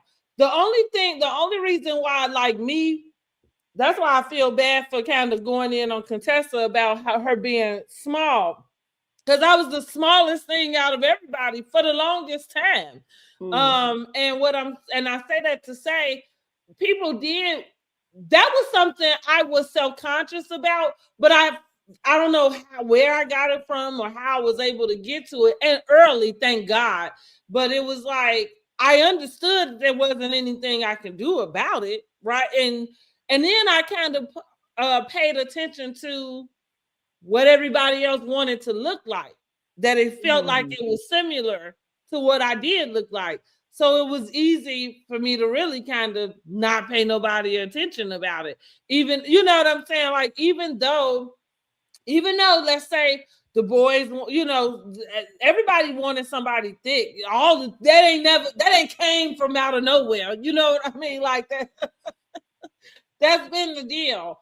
But I knew every picture I took looked good. You know what I'm saying? Like I knew that I thought I was a model. I'll say Girl, that. I was so conceited when I was younger. So it ain't nothing. Look, Yeah. I ain't thought my brother used to get so mad at me because I'm the most beautiful girl in the world. Now, I don't think I wouldn't even consider myself conceited. I'm I not was. conceited today. But I found confidence, and I found confidence in like I say, it was very early me paying attention to what people do. Like what focus in on me being small, not realizing everybody around here, like even to this day, you know what I mean? Like it's trying to be smaller than what they are. So I just learned how to hone in on the fact that I was small, shit, and I could eat whatever I wanted, and I didn't have to go and do nothing, none of the things that maybe somebody else thought they had to do. I have to do none of it. So but nobody wants to be taller than everybody. You know what I'm saying? Like why everybody, because these are your peers. Like you just kind of fitting in is just all you want to do for some reason. Most people, not me. Yes. I don't think My I ever. little sister, she would complain about that because she's 5'11", and Yeah, she was. I never forget. I go to her house, and my dad was over there, and some shoes was on the porch. And I just assumed they was my daddy's shoes. I'm but like, Dad, them your shoes? He was like, no, them Porsches. I was, girl, yeah. it was like this. But see, once you get to high school, that's different because now you wear everybody. Like there, you know what I'm saying. But all of like if you going through that in middle school and younger, that it's uncomfortable. Like you know what I mean. Like, and I could imagine anybody having a thought about it. You know what I mean? Like it may not take you all the way out where you depressed and that, you know what I'm saying? And like maybe you don't share it with anybody. But yeah, I hated my legs for the long I hated them. And like I'm not too fond of them today. Like Girl, I I told wish my they would aunt. be a little bigger, honey. I wish they would be a little. I want a little thickness in them thighs and in them calves. But listen, I got to show up with what I got, baby, and I'm gonna Exactly. work. That's what I was telling my aunt. I'm like, girl, what? She said, because my legs is little. What? They ain't But even that little, girl. I'm but like, look, get out of yeah. here. It's too So hot. to your point, you can't tell in my bathing suit. You're like, I still walk around like I'm anything else, honey. Girl, I'm like, girl, please. But I will admit though, it took me time to get to get there. And like, and not a whole lot of time. Once I had to, that's, I guess maybe that's a Gemini trait or something, because I feel like I do that with a lot of stuff. I think I explained that about just how I deal with people in general. You know what I mean? Like, once I can kind of get my mind to where, like, this is what it is, acceptance, then I'm good, right? My daughter's a Gemini, but she's real carefree. Okay, see? Is that carefree? I don't think she ever cared about anything like, well, she's never like never said it. So I wouldn't know. She's always kind of went with the but I feel that's I think that's what I'm describing, because nobody really knows that until I tell them. You know what I mean? But I think that's the same thing. Like I say, once I get my mind, like I say, what was I going? Even then, what the fuck was I gonna do about it? Like, girl, wear them legs and keep on moving. Shoot. Keep on fucking moving. I would now. I do remember in school. So like, because I did what did bother me sometimes was to hear. I don't like anybody pointing that out to me. So I remember, like, when I cheered, I always wore my warm up. Like, I do remember always wearing the warm up until it was time for me to take them off. You know what I mean?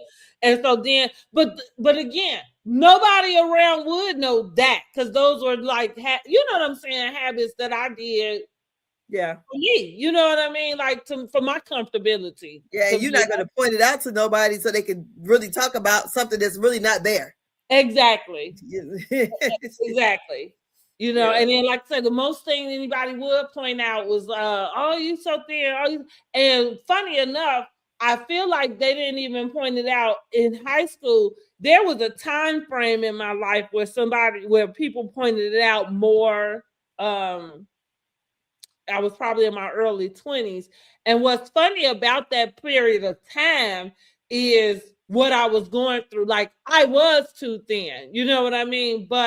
And it's like again, it's funny that we don't take into consideration just what you might be saying to a person. So it was nothing wrong with being able to point out that I was small. I think the difference is always being used to me being small, but not taking the time to check. In fact, you know what I'm saying, to make sure, like, bitches, you cool? You know what I'm saying? Well, my daughter lost a bunch of weight. Right. Yeah. And yes, because the truth of the matter is that I was going through a depression. I was really, really depressed. My daughter was too. She had her kids. They were a year and 8 days apart. And she said, now she's a lot of that she's blocked out. She's I don't remember half of that stuff, because that's what she was like. It was just then getting used to your body changing and everything, and then she dropped all this weight.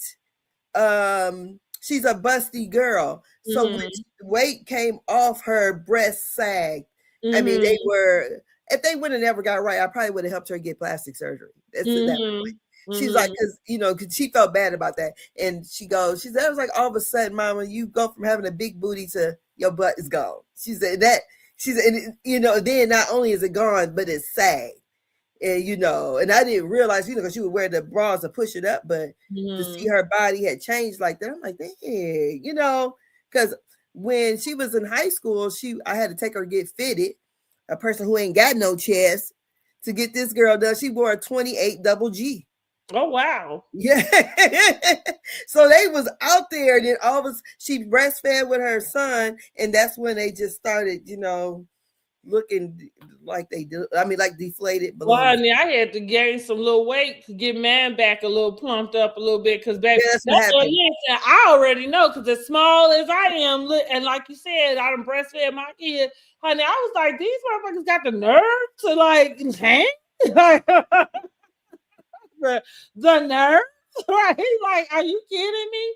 So once I was able to put on, and I will say that was something I was always obsessed with, is trying to put on a little weight. The biggest I was ever until this point is when I was carrying my kids.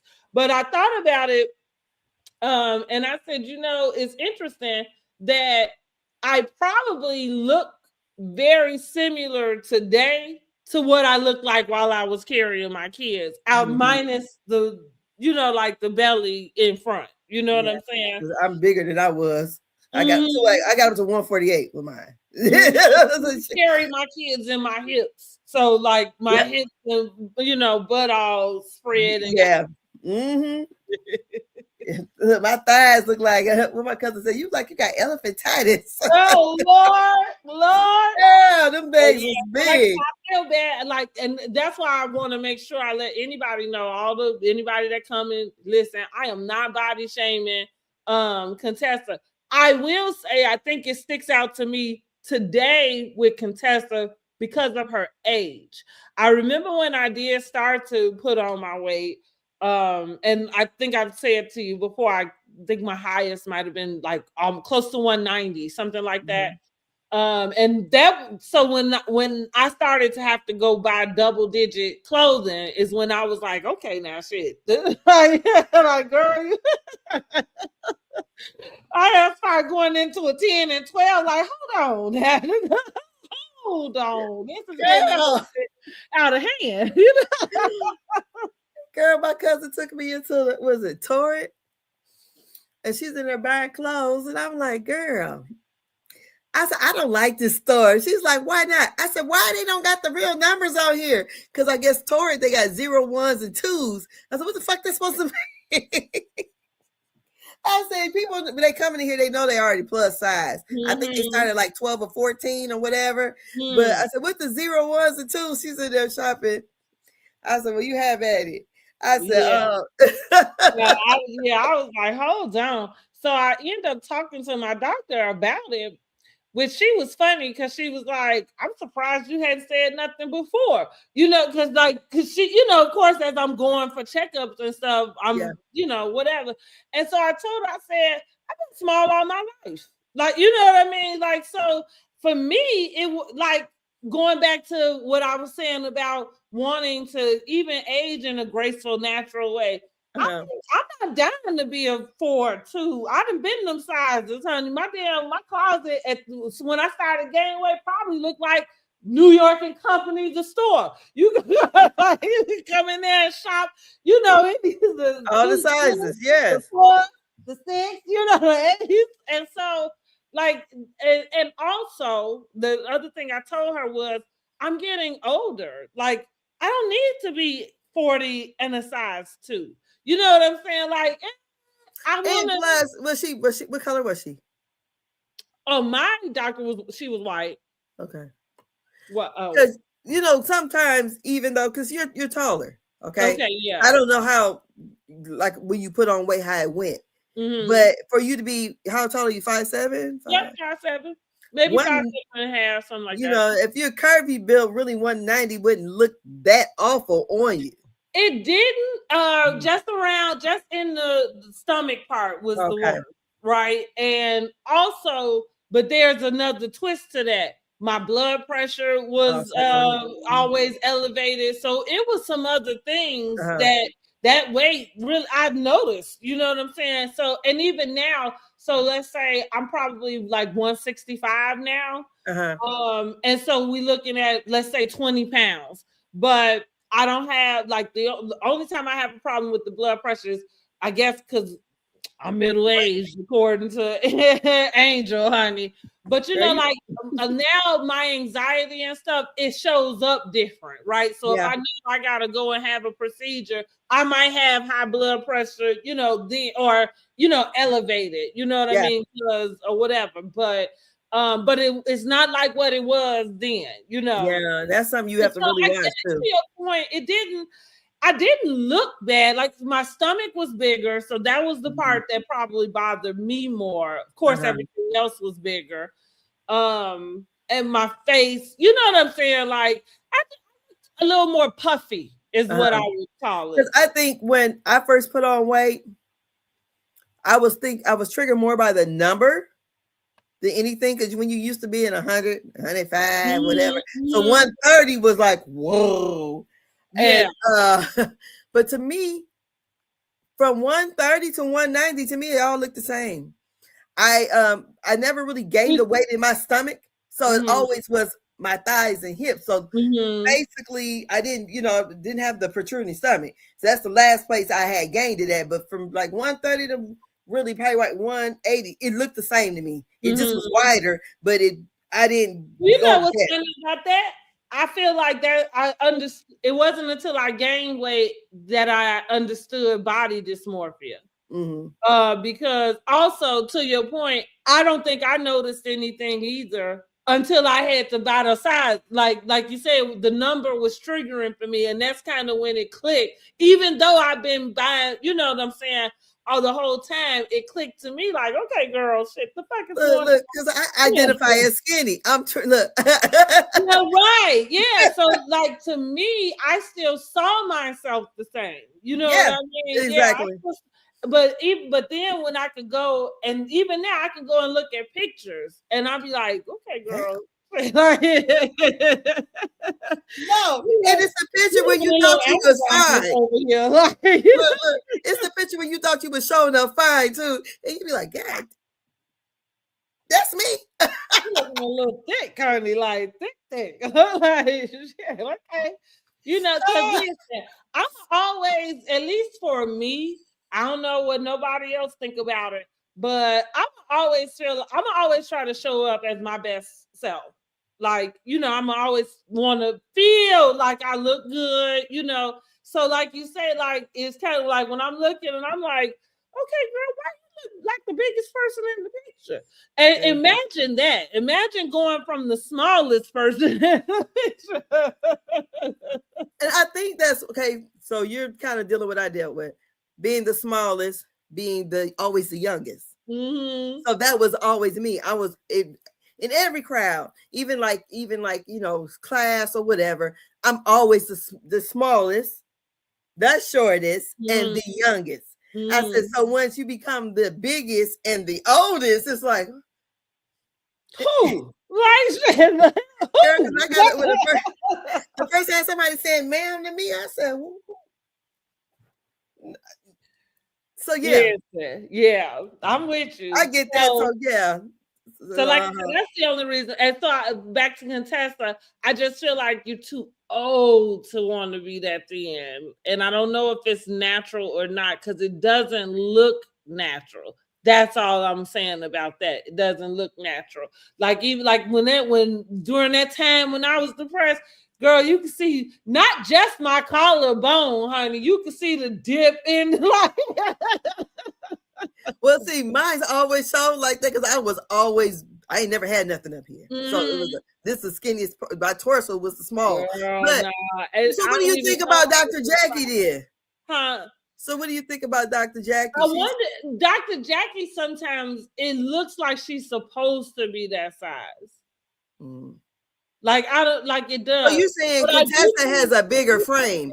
if you look at like to be able to, and again, like to see like the bone in your chest, Yeah, that's too thin, I yeah. think. But I'm not a doctor, you know, and I do think like going back to had that conversation. And again, this is part of my mentality about being graceful and going and being actually, I think it's a testament to me being a woman. Like Mhm. I am okay with what your body does in some ways of that. And so, like I said, with her, I'm like, I want a grown woman weight. Like I don't want to look like Like a I'm kid. 25. You know what I mean? Mhm. Like I don't, you know, like I'm not face wise or skin wise. You know what I'm saying? Like you don't want your hand skins hanging and all of that. Cool, but my body, I need you to know I'm a grown ass fucking woman. Like Uh-huh. that. But remember when Dr. Contessa came back, Dr. Heavily said it on a live before that when she saw Contessa, she was just shocked how small she was. Yeah. And it feel like I mean, she had did the competition thing. I don't know, like you said, I don't know if that's just kind of going over and over. And maybe that's something that's addictive. And again, we discussed just like body dysmorphia. Like I was Mhm. saying, I kind of understand it more because sometimes it's you as the person, it's hard for you to be, when you looking in the mirror, to see what the new person looks like. Yeah. You know what I mean? Mhm. Like you still see yourself the way you see yourself. Yeah. That was I remember that clicking. I was like, dang, now I get it. You know, like we talked about maybe people who have been bigger and lose weight, but they constantly see themselves It's as bigger. big. You Mhm. know, it's understandable. But honey, all what you gotta do, I feel like, and this I can't blame them on contestant, but I'm gonna just put it in her case. The best thing is that you find your confidence. You know what I mean? So that you can, show up and look good when you show up.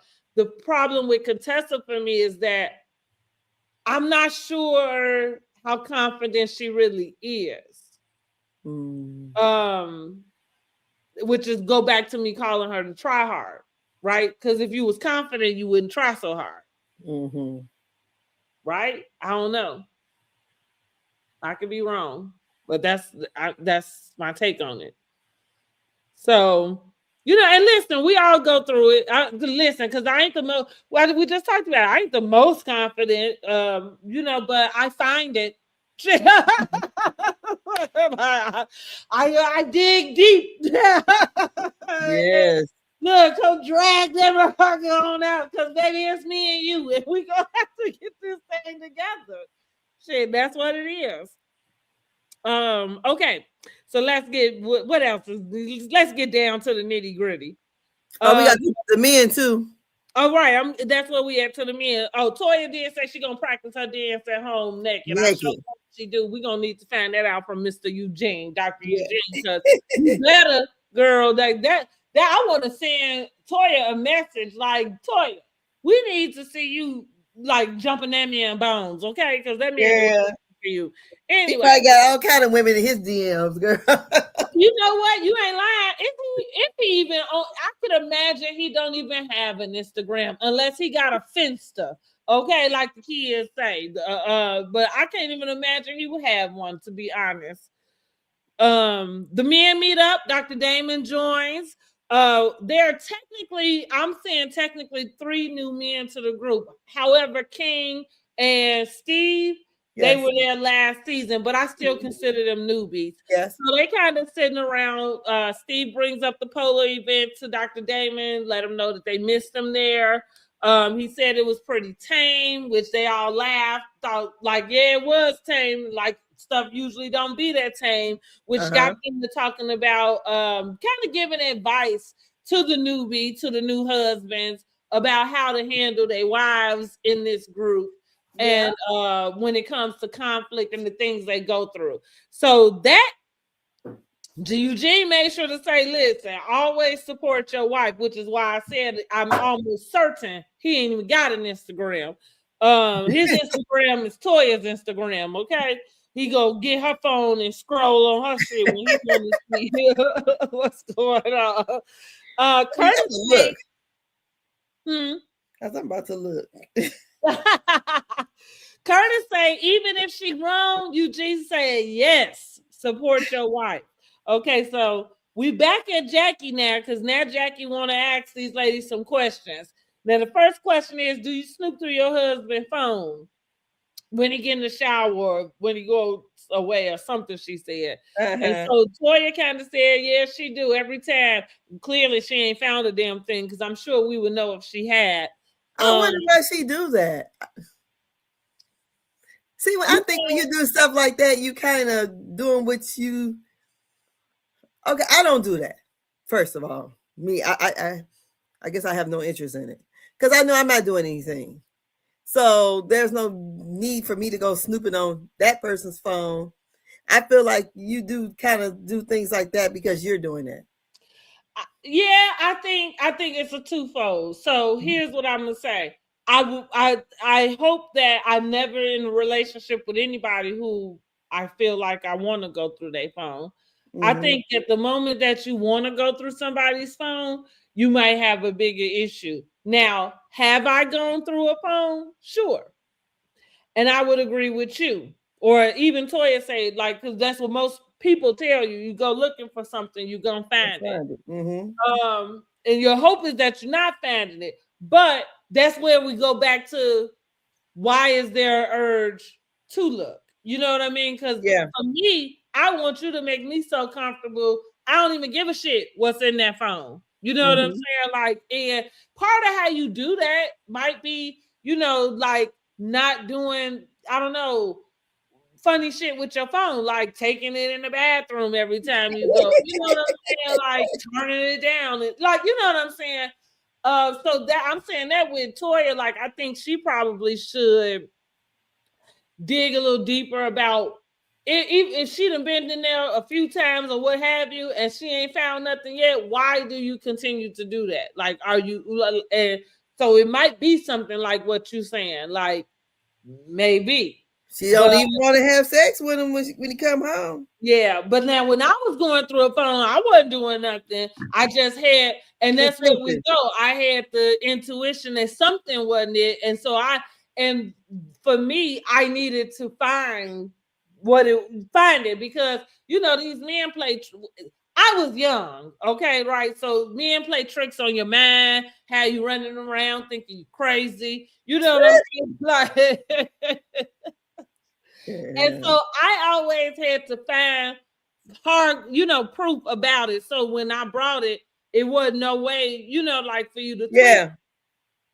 But like I say, my lesson from that really is, I don't desire to be around anybody and have those feelings. I Yeah. think that at the time, if I feel like I want to go and check something in your phone, that I need to have a different conversation. Yeah. Maybe with myself, maybe with you. I don't know. You know what I'm saying? But yeah.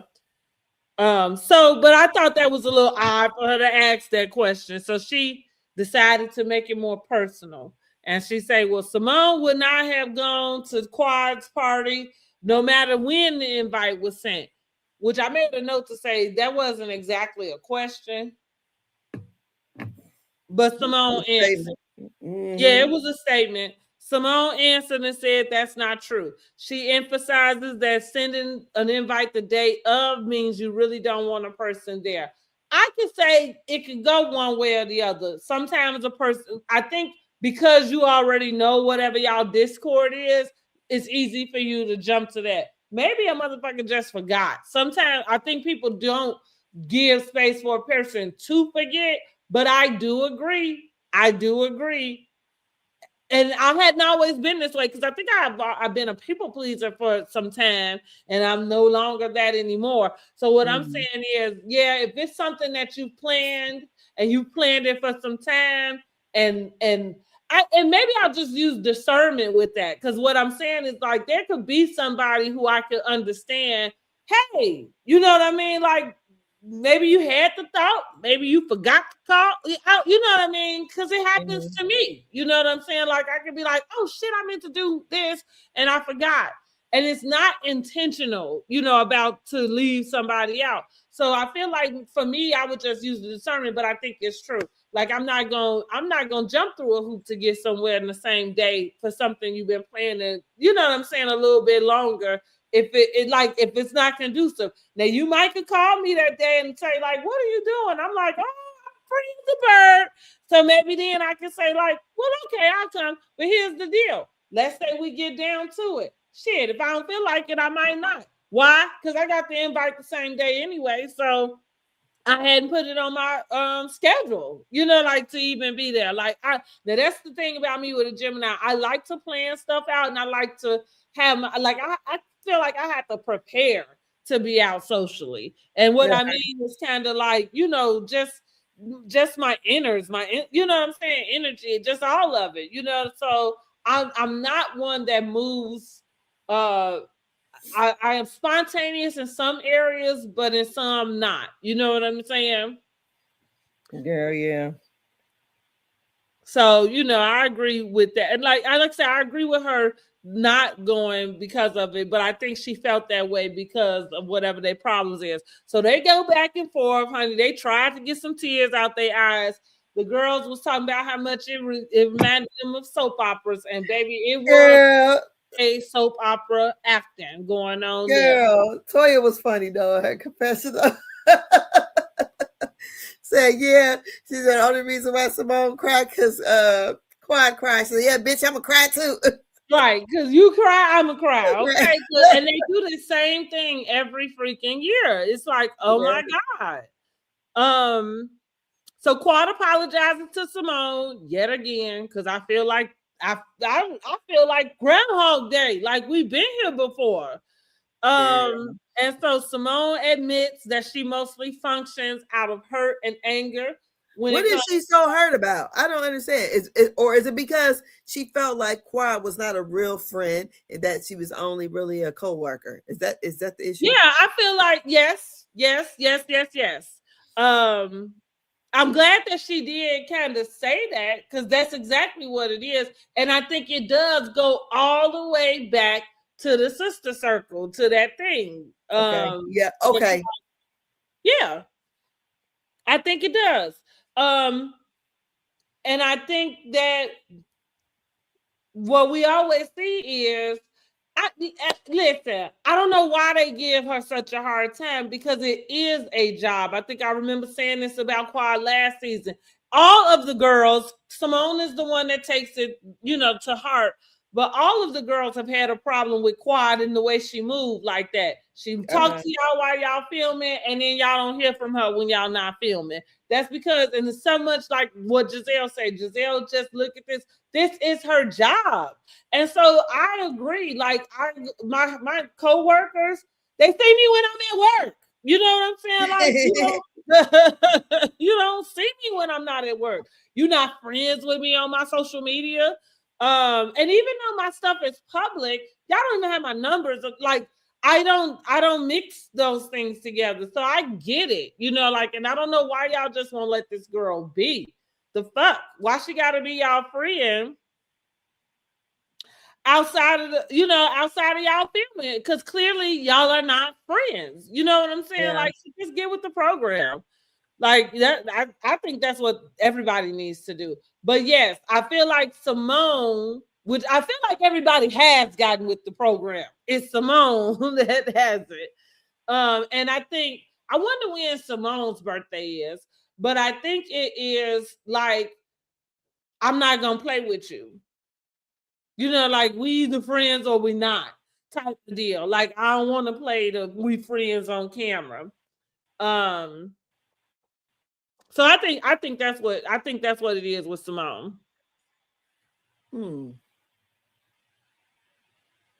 Let me see. They hug it out, and I say, let's hope that's the last conversation we have to be a part of when it comes to Quad and Simone. Okay, because I am over it. All Yeah. right, now back with the fellas. Curtis confronts the group and Eugene about the wives putting out something that's not true.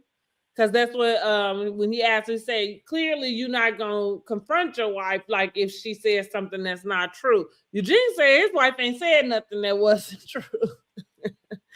And then he did a quick pivot, honey, because listen, Curtis was trying. But I do think, I felt like Curtis, like, yeah, you need to go on and just leave that alone. I don't know what you want this man to say to you about what his wife had to say. You know what I mean? Like, and it gave me what you call like womanizing, like type of deal. Like you felt like she couldn't have an opinion about you pulling her on her waist, about you putting your hands on her. Well, I think And she said that he put his hands on other people and I right, yeah, think that's that's what he what it didn't was. like. Uh-huh. Right. Well, so since, like you said, they showed the picture with Dr. Heavenly, I'm thinking nobody is thinking that they're lying. Well, Evan, I mean, the thing with him and Toya, I definitely feel like there's an issue. Him pulling her down on his lap. But I think the issue with Dr. Jackie and him to insinuate that he's putting his hands on the women on the show. And, whether he cheated or not, that's him between him and Dr. Jackie. But far as the women on the show feeling uncomfortable around him, I guess he didn't like, saying basically that's what she's insinuating. Now she He may needs feel to figure out a uncomfortable. way to get that out his mouth and say Huh? that. I said he needs to figure out a way to get that Get out it his out. mouth. Yeah, Say I that think so too. because, like I'm saying, because the picture with him and his hand on Heavenly's waist is out, because that's why that all Yes, because came up. Heavenly said, she said, really? She said, what she said? He old. She said, shit. She said, I didn't even realize it, when he took the picture or whatever. And I think maybe by him being so tall too, and maybe, I don't know, but I don't think she took it as anything. And her husband Well, definitely, yeah, because her husband, I think Damon, if he felt away, he wasn't he gonna would do say like so. Yeah, uh like Eugene did and sat there. Because there's no way in hell that would have went down with my husband. Me sitting on any man's lap besides my daddy. And I bet I be what the hell? right. I agree. I thought, oh my God. Toya, get out. Get out, Toya. Yeah, I think. Well, that felt like a very uncomfortable Yes. situation. Yeah, I still would have got up quickly. Yeah. And so again, that's what I feel like. That's why Curtis needs to say what he is trying to say, Yeah. because I don't really know how you get your. I don't know. I don't know what you're trying to do, and I'm okay with where Eugene is at because Eugene don't really see it your way. Um, what I say? So Eugene pivots, right? Because he ain't here for it. So he pivot the conversation to Dr. Damon. Asks about Dr. Heavenly running for office. Damon gives his seal of approval. Say she got him behind her, and so we gonna do the damn thing. I like that, right? Mm-hmm. I like that. Heavenly decides to address the group and confirms her run for office as the state representative. Toya answers to say, okay, this was in her confessional where she was like, she thought, oh no, she tells Heavenly this. It wasn't a confessional. She Okay, I think Heavenly said, well, I know I was gone and I heard there was a lot said about me, and you wanted to know if I was running for office. Yeah. And so Toya answers her and says, well, yeah, I, thought, wow, like you can't even maintain your friendships. How you gonna run for office? And Dr. Heavenly trying to be cutesy and demure. She's trying so hard. So then she heavily asked Toya, talking about if she know what a state representative was, but Toya is kind of No. saying like, well, like it don't matter, like how, and I don't know how they got all the way. I don't know why it is Dr. Heavenly saying keep my kid's name out your mouth. I guess because she was running down whatever it is Dr. Jackie, came and told her. She And said it so was Quad told her that.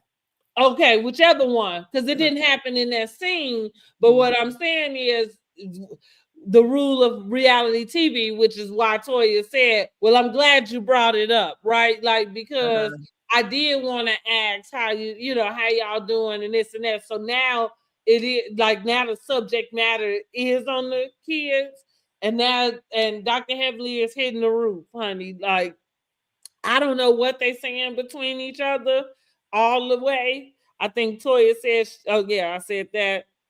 Toya Yeah, I saw said things got excited. Toya yelling, "How you want us to keep your kid's name out our mouths when you're constantly talking about our families?" So I know that Toya, like I said at the beginning, and Jean really kind of, probably got a thorn in the side when it comes to Heavenly, because Dr. Heavenly, just kind of say some not so nice things about them, about their finances, about about how Toya treat Jean. But it's And not we so, see. I mean, yeah, but here's the deal. Now there's something on, you know what I mean, Yeah. a trigger step, and so she is ready to pounce. Where Toya is But concerned. then it seemed like Toya looked like, I don't know if it's the play for TV, but she said, I know what a state representative ain't you. It just seemed like she seemed angry. And I'm like, what happened? But she did say, Dr. Heaven said she thought that was funny. She said, but she did cuss Toya out. She was saying basically, because Carlos was asking her about the other women on the show, and about the new Brandy. She said Brandy ain't really make an impression on her. She was like, Toya is good for TV. and her shit be funny. She said, but because since it's mine, she said, I'm really serious about running. She said, I just don't think, how she put it, that would be like me saying something about someone else's profession. And she said, I thought that was a little too far, but she is funny though. But Mm-hmm. she said, but I'm serious about this though. But Mm-hmm. I said, but I also why told you got she seemed like she got angry, seemed like a little bit. And I thought Well, she this did is because this is the first time she's able to really confront Dr. Heavenly with something that is not an assumption. It's not, like, I mean, it's something that's tangible that Dr. Heavenly actually could bring up. I think so. So I think she mad. Like, so you saying you think she mad that she's running? I think no, she's no, just no. She seemed like I don't think she's mad that she's running. I just thought what was the anger to this because all the other all the stuff that she did, different shenanigans. But from what we've seen on the shows, they had no beef, right? So I didn't see where it seemed like a lot of animosity or like I don't know, maybe I don't know where all the feelings came from. Because if I'm confronting you about something, about your kid getting locked up, I don't think I would. I'd be laughing at you, because you laughed at my pain. I'm about to laugh at your shit. Mhm. But it seemed like Toya seemed angry. And I Mhm. just thought, why is she angry? It just, Mm, the whole demeanor was just like it seemed like she was just full of anger. And I didn't understand that. I wish mm, she was saying, you know, it didn't matter. But I mean, what she said, it was just how she was saying it. It just seemed that she was upset. And I'm like, mhm, what happened that made her upset? Because all we seen mhm, was Dr. Heavenly trying to tell her about a state representative, and then this and that and the other. They have their back and forth, but I just didn't see what was the cause there. Because if mhm, I'm just confronting you and telling you, hey, your son been locked up, da da da da, and you don't make no good representative, but it just seems like she was mad when she mm. was saying these things. I don't know, but that's what it looked like. I mean, it was a good scene though. Yeah. But yeah, I just thought, what's going on, Toya? But yeah, Well, that's pretty much how the episode goes off. and so we'll have Dr. Contessa acting the fool next week. Honey, like she said, baby, I got to get up in the mix, y'all. Y'all cannot not have me getting up in the mix with y'all. So she gonna mess with the lady with the thyroid problem. Mm-hmm. The easiest target. I'm like, why is she messing with her? The With some, easiest target with about that party. yeah. Yeah, and I mean, Unless the lady slighted her about her party, because she had some kind It, of. I'm gonna assume so, but we'll see, honey. I'm gonna assume so, and maybe it's the fact, like, because she already said, like, yeah, Scott didn't pay for it. We didn't need to know that because for some reason I feel like we know that already. I don't know. Don't they But have like? I didn't think, at least from the clip that I saw, it didn't feel warranted. And It listen, didn't. I didn't. I just said, explained about how Contessa got into it with Buffy, and that shit wasn't warranted either. So what I'm saying is, Contessa inserts herself in things, and she be out of line. Yeah. Even though we ain't seen it, so but that looks like one of those times. Because whether you thought it was whatever, why why would you tell somebody that's sitting at their damn birthday dinner? I'd be ready to jump across the table on your ass. You do it to me. It's about we in the what she said, we in the mall. That's what she said. Or the That's food what she court or said. something she said. She said the middle of the mall. I thought something I like was that. like, oh my goodness. I mean, because she was throwing shade. We got to thank it would pray to him. What she say? Yeah, like we Give gotta thanks thank or him something. or something. Yeah, I'm yeah, it not. was crazy. I'm She was like, throwing a lot of what did the shade. new lady do to her? She was throwing a lot of shade. It felt well. Let me tell you, it felt like maybe it felt like you was jealous. Could be. So we'll see her act a fool next week, Yeah. and I guess the girls gonna really jump on Angel on Real Housewives of Potomac next week. She shouldn't have them bitches all over her house. Girl, I wouldn't take them on no damn trip. I wouldn't either, honey. But Because they don't we like you. shall see. They don't like you at all. So I don't know. No, I ain't It's, feeling her either, quite frankly. no, no, because she's all doom and gloom, or woe was me, I would say, and want to cry about everything. She doesn't. She says she's okay, then wait and process it, then come back about it. Because this is the first episode we hadn't talked about the catfish. Oh, that's true. That's true. Because she's on there busy trying to let them know about her ring. Yeah. So she pointed that out. Yeah, that's true. But like I'm not feeling her myself. So what No, are we rating in Married to Medicine? This episode of Married to Medicine. I'd say about a 7. I thought it was pretty entertaining.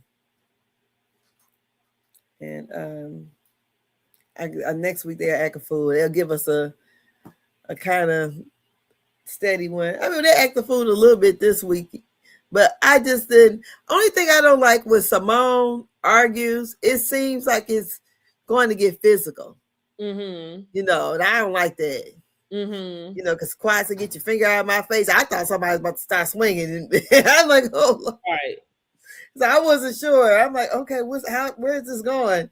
Get back. Even like when they argued at I think, well, and I feel like I argue like Simone a little bit. Like I try to keep my voice, I don't care about being loud, but being so close in people's space like that. Well, I don't think so. The way I looked at it, and this is going to explain why I understand how Simone goes to the next level, is because like I talk with my hands. You know what I'm saying? And so, not to say I'm doing this, but like they were sitting right next to each other. What I'm saying that to say is, I didn't think Simone had her finger in your face. I think when people do stuff like that, it is a deterrent and to get to get you focused on something else. So it's the same reason, like how you just said, I don't care about nobody getting loud. It's the same reason why I don't fuck with nobody who, if we into a discussion and in the middle of it you talk about lower your voice or something, like you kind of do something like that. Now, first of all, I'm even more pissed off because you are deflecting from what's happening. Because if my voice is raised, I know damn well yours is. Because that's the reason why. That's the reason why I raised my voice. Right, I know damn well you talking to me in some way that I felt like I needed to raise my voice, or you might be cutting me off. Because, like I remind anybody, don't nobody walk around screaming for no fucking reason. Generally, if you talking louder, it's because you want somebody to shut the fuck up and listen to what you're saying. So if you could shut up, right, I can probably talk in a regular term. And I mean, not cut me off when you tune in, like, you know what I'm saying, hear a phrase and zone in on something, and now you got to jump on that. And again, I wasn't always that way. When I was younger, I would get into not so many, but because it's mainly with one particular person. It would kind of just shut me down, and so now I don't let that do it. What I don't do though is I won't fool with a person like that. Back to, if we can't resolve, you know what I'm saying? Like if we can't resolve, then I don't fuck with you. Like, I'm not fucking with you. That's it. That's that. And we're not gonna deflect and use different stuff. I think the cross the line for anything would be to call you out your name.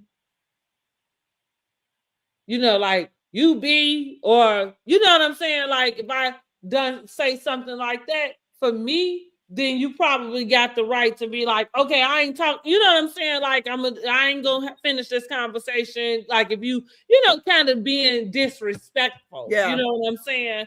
But no, because like part of me being loud, that's my personality. So I'm not No. gonna get into a back and forth match with you about where you trying to control my tone because you can't. Like Well, shit. we know surround sound Simone.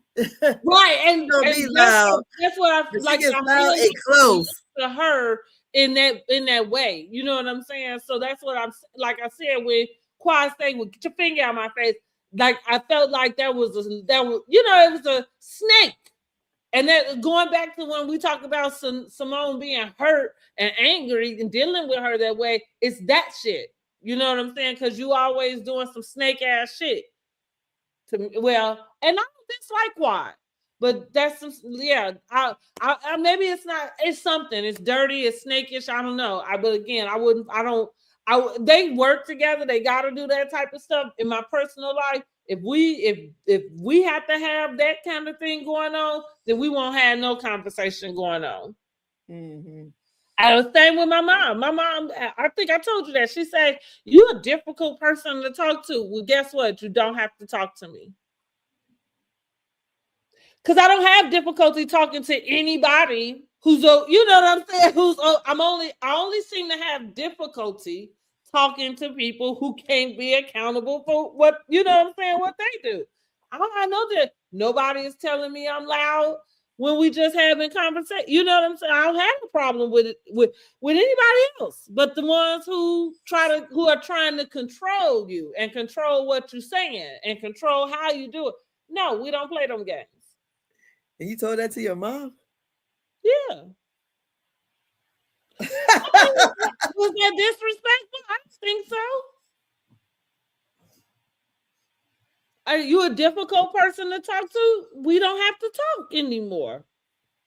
Yeah, we don't have to talk because that's the answer to that. You don't talk to different. Like if you, that's what I'm saying the same thing.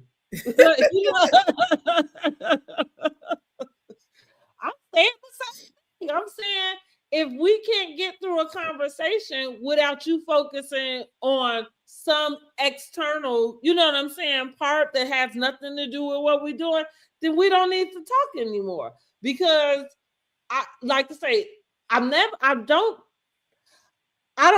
won't say that I don't disrespect people, but that is never my intention. So I don't do disrespectful things to people on purpose. Now, whether they feel disrespected, I don't have, you know what I mean? I can't say, because the feelings belong to your own self. But I'm saying if we can't get through it, right? If we can't get through it and you want to like control me and how I deliver what I'm trying to get out, then we just not gonna go nowhere. Because I'm not gonna control how you deliver it. Again, just don't call me out my like. Don't call me out my name. Don't go there. You know what I mean? Like, but I can always understand a person being upset, emotional, passion. So if that's what's going on, cool. But I go back to the kids there. Like that's how like say he had this aggressive way of talking. You know what I'm saying? Like I have to remind him, like I'm not in. You know what I'm saying? Like who are you talking to? See that's where we all confused because now you got me confused with I don't know who. Like I don't know who. But we're not doing that. Mm-hmm. Yeah, we're not doing that. So yeah, like right. If I'm a difficult person to talk to, then minimize how much you talk to me. Because a lot about same as her, same as a lot of people. There are some things about me that won't be changing. My tone is probably one of them. What? To your mom? No, just in general. No, just in general. But Mm. but that's what I mean. If that's like, I don't like. That's what I'm saying. I don't disrespect my mom. I don't know, but maybe you feel like that might have been, and I'm okay if you do, but I don't. But also, I just speak up for myself. But I always have. So that's what I mean. Like some of these things about me, they're not changing. They're not going anywhere. They are embedded in me. My tone, is like even when I meet new people, let them know, like, listen, like my voice go up and down, and it doesn't have to do with me. I can be excited, I can be, you know what I'm saying, man, like whatever it is, you're gonna hear a change in my tone, you know what I'm saying, in my levels. And it's just a part of me. I never could whisper in school. Like I tell my kids about that. Like I've never been able to whisper.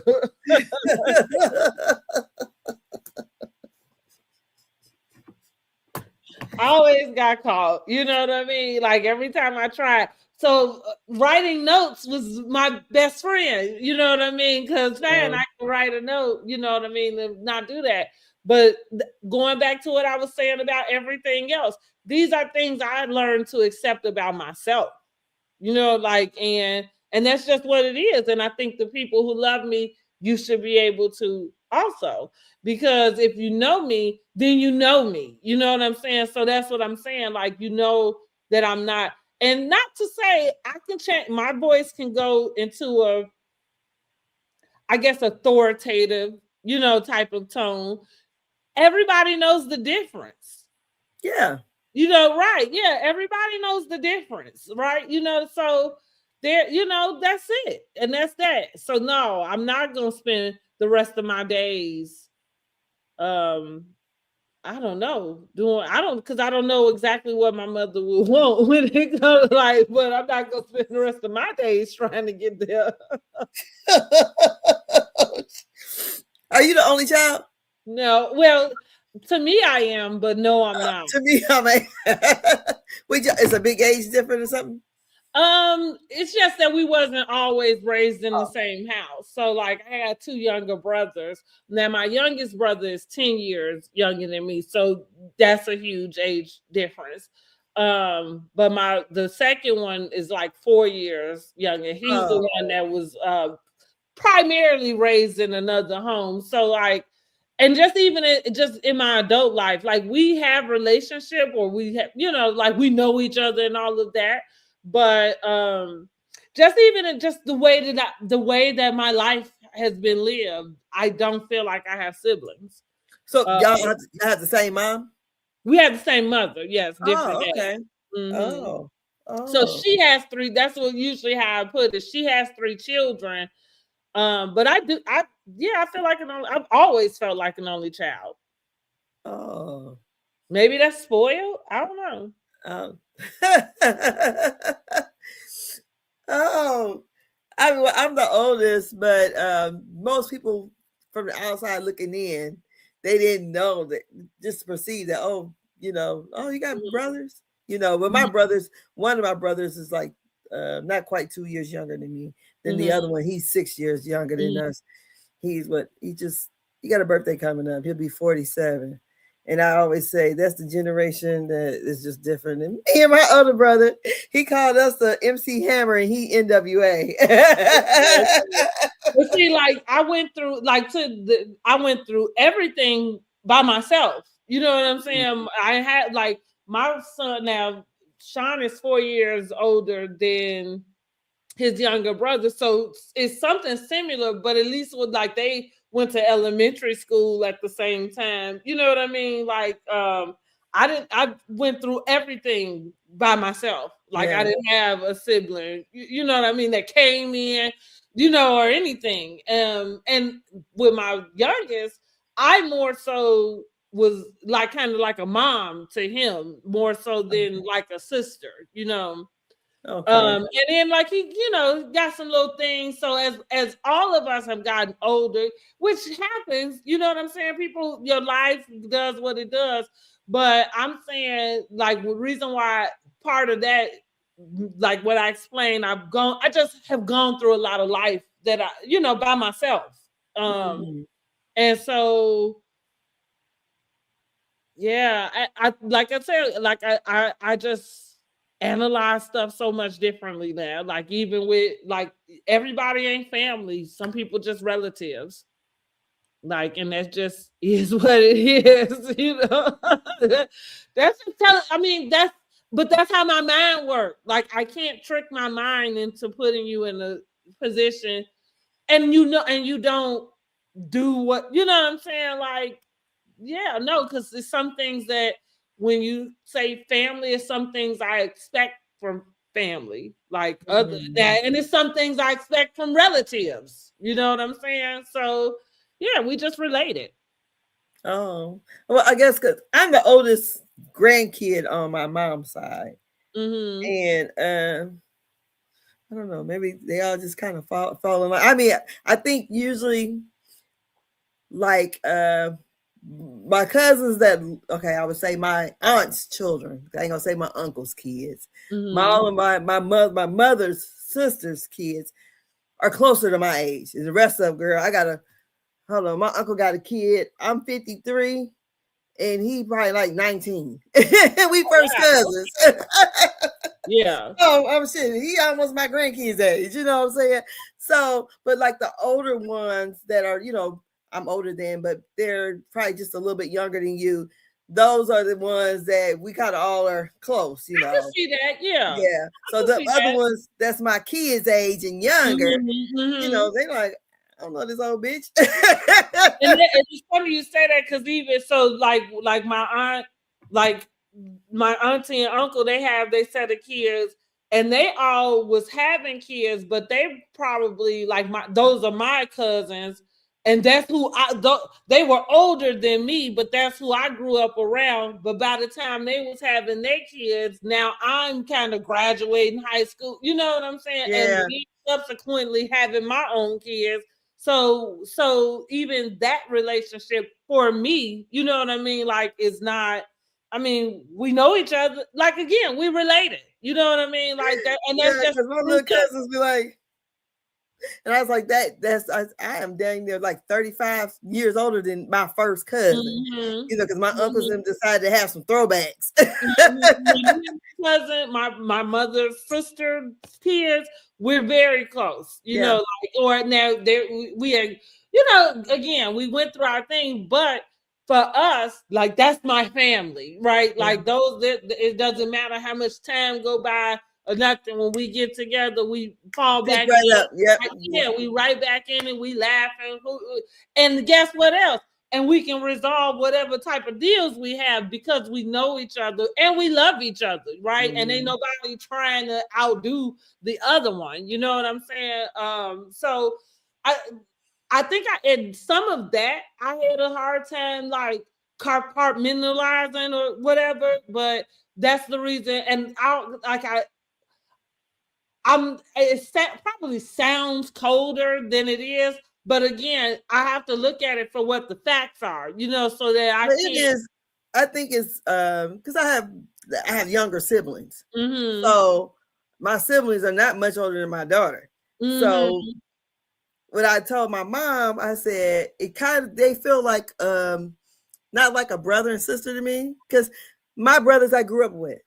So I have Mm-hmm. stories, I have memories with them. Mm-hmm. I mean, them, I mean, they feel like a cousin, Right, right. a I hear distant cousin. It's not like, because we can't relate. Like, okay, I'm 53. My little sister may be 36, I think. you. Mm-hmm. She's born my senior year in high school. Mm-hmm. So I'm like, shoot. Yeah. And so I'm like, we have nothing really in common. But we Mm-hmm. got the same, we got the same Mm-hmm. dad, and Mm-hmm. her and my daughter would have more in common than me and her have in common. Mm-hmm. So I was Mm-hmm. like, I went to a Christmas party, and my sister was there, and I was introducing her to some people that I had went to school with. And it's like, I didn't know you had no little sister. I said, most people. I said, I'm like 17 years older than her, so nobody wouldn't have known unless you Yeah. were, close enough to know that I had a little sister. But Mm-hmm. yeah, so in those situations, I can see that because, like I said, my little cousin, not that they did anything, it's just that we're so far apart Mm-hmm. in age. We didn't grow up Right. together. We didn't share the same things. Hell, they don't even know my grandma. You know what Yeah. I'm saying? And So so that's what like those cousins. That when I was growing up, that's who I spent a lot of my time with. That, Yeah, you know what I mean? So so like I said, a lot of life I went through alone, but the parts where I wasn't, I was with him. yeah, You know what I exactly. mean? I know what you mean. Yeah. So that's what I was. And anybody else was older than me. So like Oh, so like you say, I was like the oldest grandchild for my mother's parents, but like everybody else around, like my uncle, they oh shit, I don't know how much older my cousins are than me. Maybe about 70 years, something like that. I don't know. That might be long, might be more than that. Cause I feel like when I was younger, they were like teenagers already. yeah, Um, yeah. I know. Because like my mother's father, my grandma was his third wife, so she didn't even mm, know that he had been married before. I said, Lord have mm. Mm, mercy. mm, mm. She Okay. didn't get married till she was 26, honey, and was green as I don't know what.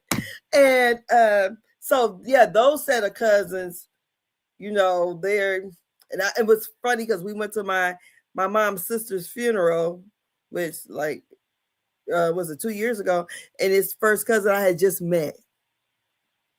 And we first cousins because we all share the same granddaddy, but I Mhm. knew their brothers, but because Mhm. their mother, they were raised by their dad, I never knew them, you Mhm. know. But the Mhm. brothers, they were my uncle's age, but they were Mhm. always around, Mhm. These are my Mhm. cousins. I know them. And the sister, I'm just sitting here looking like she works for what? TBN, was it the Bible Network channel? Yeah. And she puts those little she puts those stories together. She does that kind of work. Okay. Okay. Girl. So we was down, it was her mama funeral. Girl, you'd have thought we was burying Michelle Obama. I said, what the Oh. and she gets up there to that podium and she dressed like they dress, girl. Like, she looks like she on TV all the time. She's a Mhm. beautiful, beautiful girl. That she from the D. She from Detroit. But Mhm. she lives in Virginia. But I mean, very elegant. I mean, just everything. And my Mhm. uncle goes, because my uncle don't even know her. And this is his niece. And my uncle goes, well, she's everything her mama wanted to be. Because the mama was, my aunt was ruthless. Oh, wow. Okay. She was ruthless, Okay. but always wanted to, she spoke really well. So Mhm. she would know how to get people's trust, and then she just run them over. And she was a real pretty lady, though. Mhm. But by the end of her life, because she kept asking that pastor, the pastor got up and spoke. He was some white man. And he goes, she kept asking me, do you think God forgave me? I said, my aunt was trying to get it right because I think she was about 86 when she died. But honey, she was hell on wheels, probably Wow. until she was 80. Yeah. Wow. Okay. And her daughter, girl, I swear to God, her daughter, my uncle said, she put her in a mausoleum. But she said, because the Lord is going to bless her with a husband and kids. Now I'm looking at this woman, shit, you older than me. But you about to get some step kids. Okay. So, but the Lord, she believes the Lord's going to send her somewhere else. So she's going to take her mom out of there and take her wherever she goes. My uncle said, oh, Lord, she going to be going around the world with her damn mama. Right. she, That's a grew up, bit much. she grew up without a mom. Mhm. So her mother connected. My aunt, they connected the last 15 years of my aunt's life. So, and that's something she always wanted. Mhm. And it didn't happen for her. I said, hell, I didn't remember my aunt. I guess I seen her when I was a baby, but shit, she was gone for 10 years. And we didn't know my her siblings that are her, they have the same mom and father, they thought she was dead. She Okay. left and told the kids don't leave the home and never came back.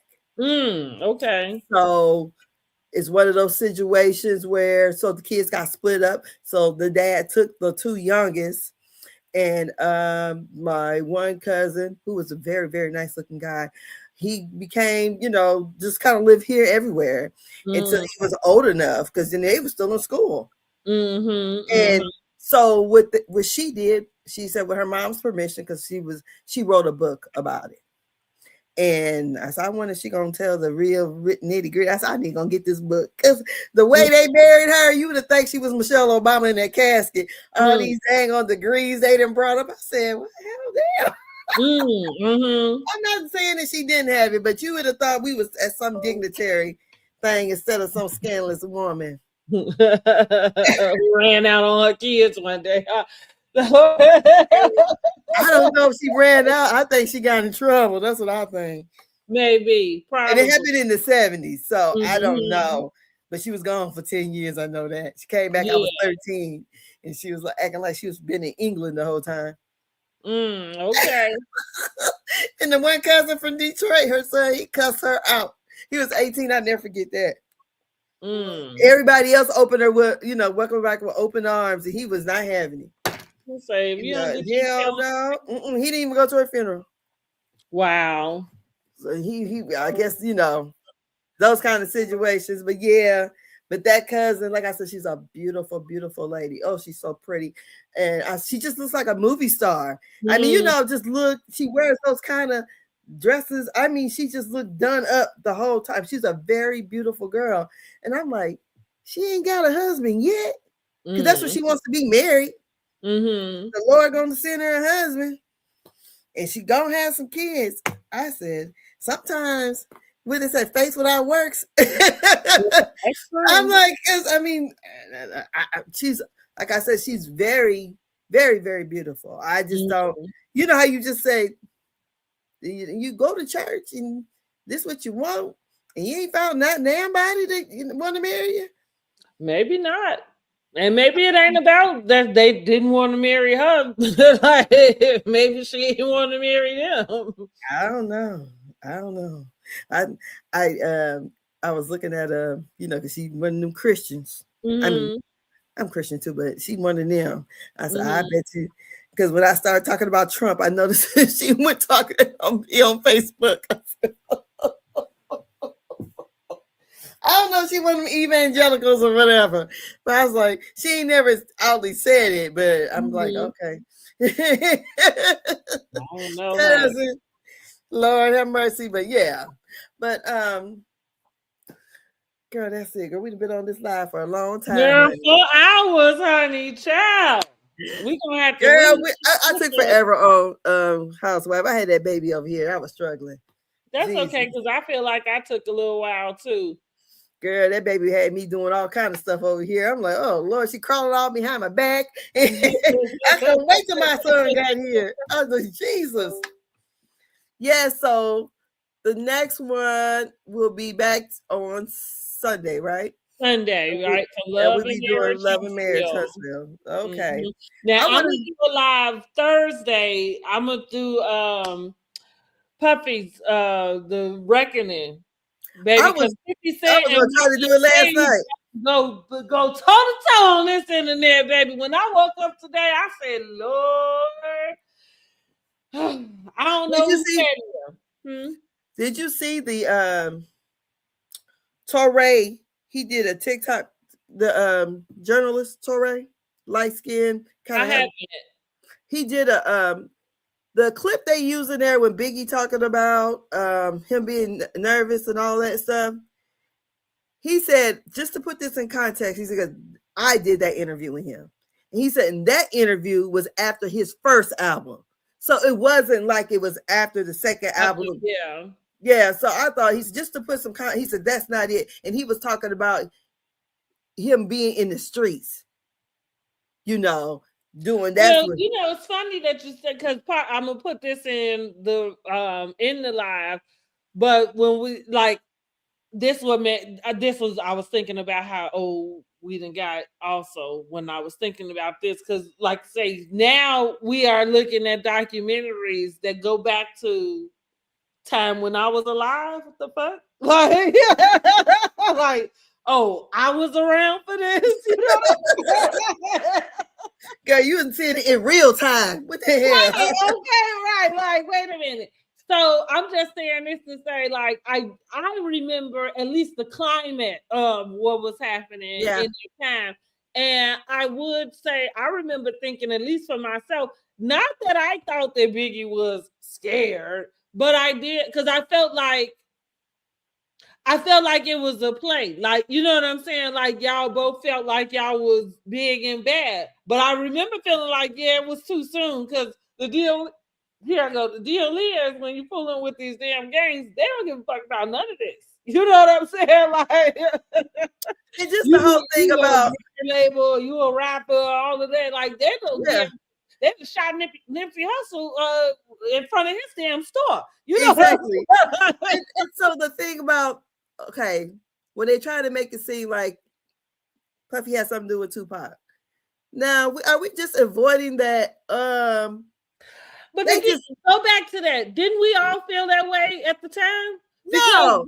because He got the chain of events. no. He got off because he had no business jumping on that dude. They stomped that dude out. That dude came back that same night and shot him. Had Yeah, he we know that.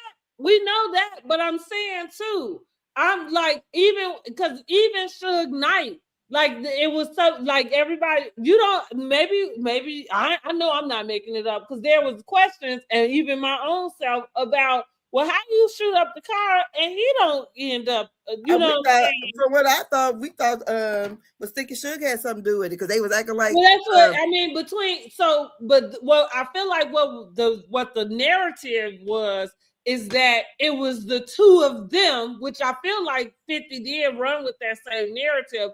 Puffy on one side, Suge on the other, but it was the two of y'all that was kind of fueling a lot of this this war, right? Like and like I said yesterday, I always felt like Puffy was corny, but not the good kind of corny. The type of corny like the one I tell y'all, your friends you gotta watch out for. Like you can't be friends with people who want to do what you do or who want your life. And we not like how we talking about going into the same business. That's not the same. You know what I'm saying? I'm talking about like somebody who want to take over. You know what I'm saying? Like who yeah, won't because he made it his business. Yeah, I'm gonna show them. I'm gonna show them. I want that, so I'm gonna get that girl. yeah. Right. Yeah, exactly. Right. I'm gonna Like get you that have girl. to be and so going back to like what we said about Suge Knight coming to the Source Awards saying like you ain't gotta worry about your producer being in all of your videos. That was something that the public made fun of about Yeah, Puppy. Puppy was exactly. not like the music did good, and so you just capitalized off of that. But you was a clown to a lot of people. Yeah, they akin Puffy to like an MC Hammer. Right.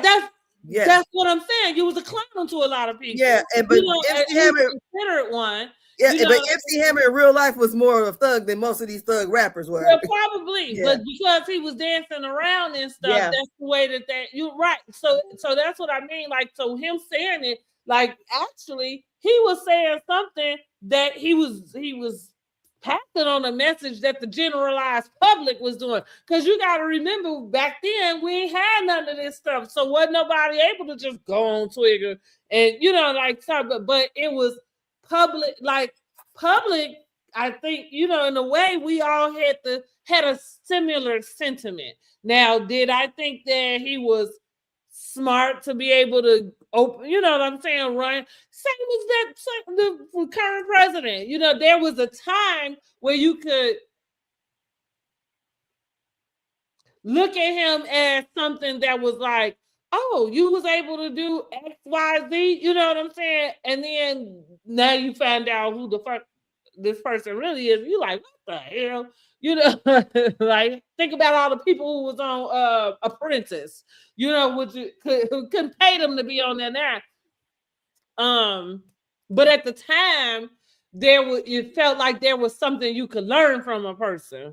And same on that end, like again, I thought he was pretty corny, and I thought not like say not the good kind of corny. I thought he was a exaggerator. I think in for so many, not for me to not know somebody, but I think that's the right word that I'm using. yeah. Um, I never thought Puffy was street. I right, never thought. yeah, Yeah, right. I That's never thought that. And so when I felt like when Suge got on stage, he was punking Puffy. and So the and so for even like even during the trial, I think it was KK or whatever that lady name is, that was in that's in that's in the documentary. She had stated at one point in time that they were somewhere and Suge was somewhere, that Puffy was going out to going off him. And I'm like, what? What? Oh, wait, are you talking? You're not talking about that Capricorn car Her. lady. She was talking about going to that man house. No, I ain't talking about that. It's an Oh, incident when she said he took her to, they were supposed to be going so he can go and get rid of Suge. And I'm like, what? Back then? yeah. Here's I don't see him as. I said, was he high? And here's the deal, and I don't know if I'm right or not, but I'm gonna say this: I feel like when men put their hands on women, they not gun ho to go put their hands on men. First of all, like you're not squaring up with a man. But what I do think about him is not that you wouldn't handle somebody. I think you would get somebody to handle it, right? Because I mean, I thought that he probably would had connection in the New York. Well, this is all what we're gonna get into on Thursday though. But you know, so Mhm. like some of the stuff, it just kind of depends. But I do feel like I remember having some of those same thoughts even back then. Like I said, I thought that it was Suge. The beef seemed to be between Suge and Puffy, and the That's what sad it was. part about it is it's the two artists, but also So was the Puffy beef over the is side from chick? himself, huh? So the beef was over the side chick that he was messing around in Atlanta? I mean, I can't say what the beef was over per se, but Looks like all I that's where know it is that the started. beef was over. It seemed to be between them, and maybe it seemed to be who was better than the other. And then it turned into Suge went and got Tupac out of jail. Tupac already felt like they set him up for the first shooting. So that's what I mean. That ignited But again. Death Row was out before Puffy had his thing going. So, far as going with Notorious B.I.G., Snoop and Dr. Dre had already dropped The Chronic, and the Snoop Doggy Dogg that came out like in '93. Well, So, Notorious B.I.G. was not out by then. no. What are you saying So, though? what 'Cause I'm saying, I'm not. you were saying that I understood you to say that between the two like record companies, like they was feuding with each other. Seems like when they said in the documentary, Puffy was like the back door to other men, going behind them trying to get to the women. Seems like Suge was I think going Puffy for wanted him. his record label to be the best. And it doesn't matter at what time he came out. It turned out to be them versus them. Like he wasn't in competition with RCA because RCA didn't have nobody. Like he literally was doing the same music as these people, or at least trying to.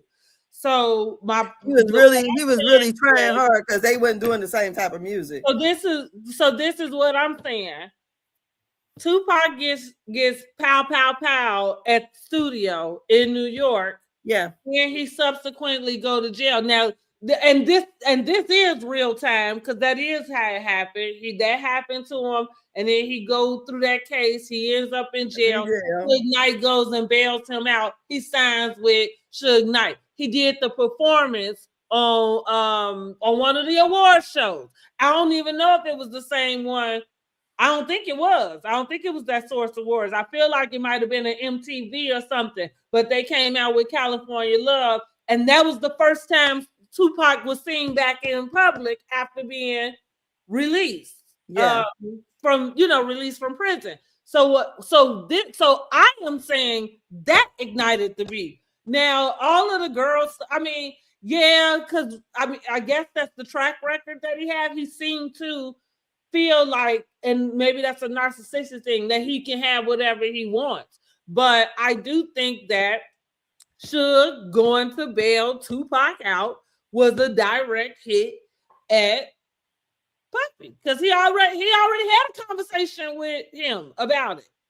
So, and Tupac was very adamant that he felt like he was set up at that record studio, at that recording studio.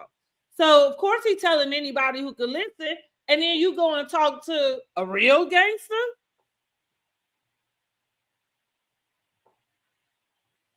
I mean, so for me, that's at least that's what I thought. Even at the time, seemed to be the issue, and now I you thought the issue at the time was because Pac got shot at the studio. That's the way I took it. That's Yeah. exactly what I said. That kicked it off. He went to jail, and then he ended and Suge coming to bail him out. Now, like right, and you already ain't fucking with us. You know what I'm saying? Like you again, you think he a clown. Most of us thought he was clowning around at least, like whether we thought he was smart or not. We thought he was clowning around them silver suits they had on, you know what I'm saying? Like again, but it worked. He made his money, the record sold, the videos played, we danced, you know what I mean? Yeah. And now here we are. And I don't,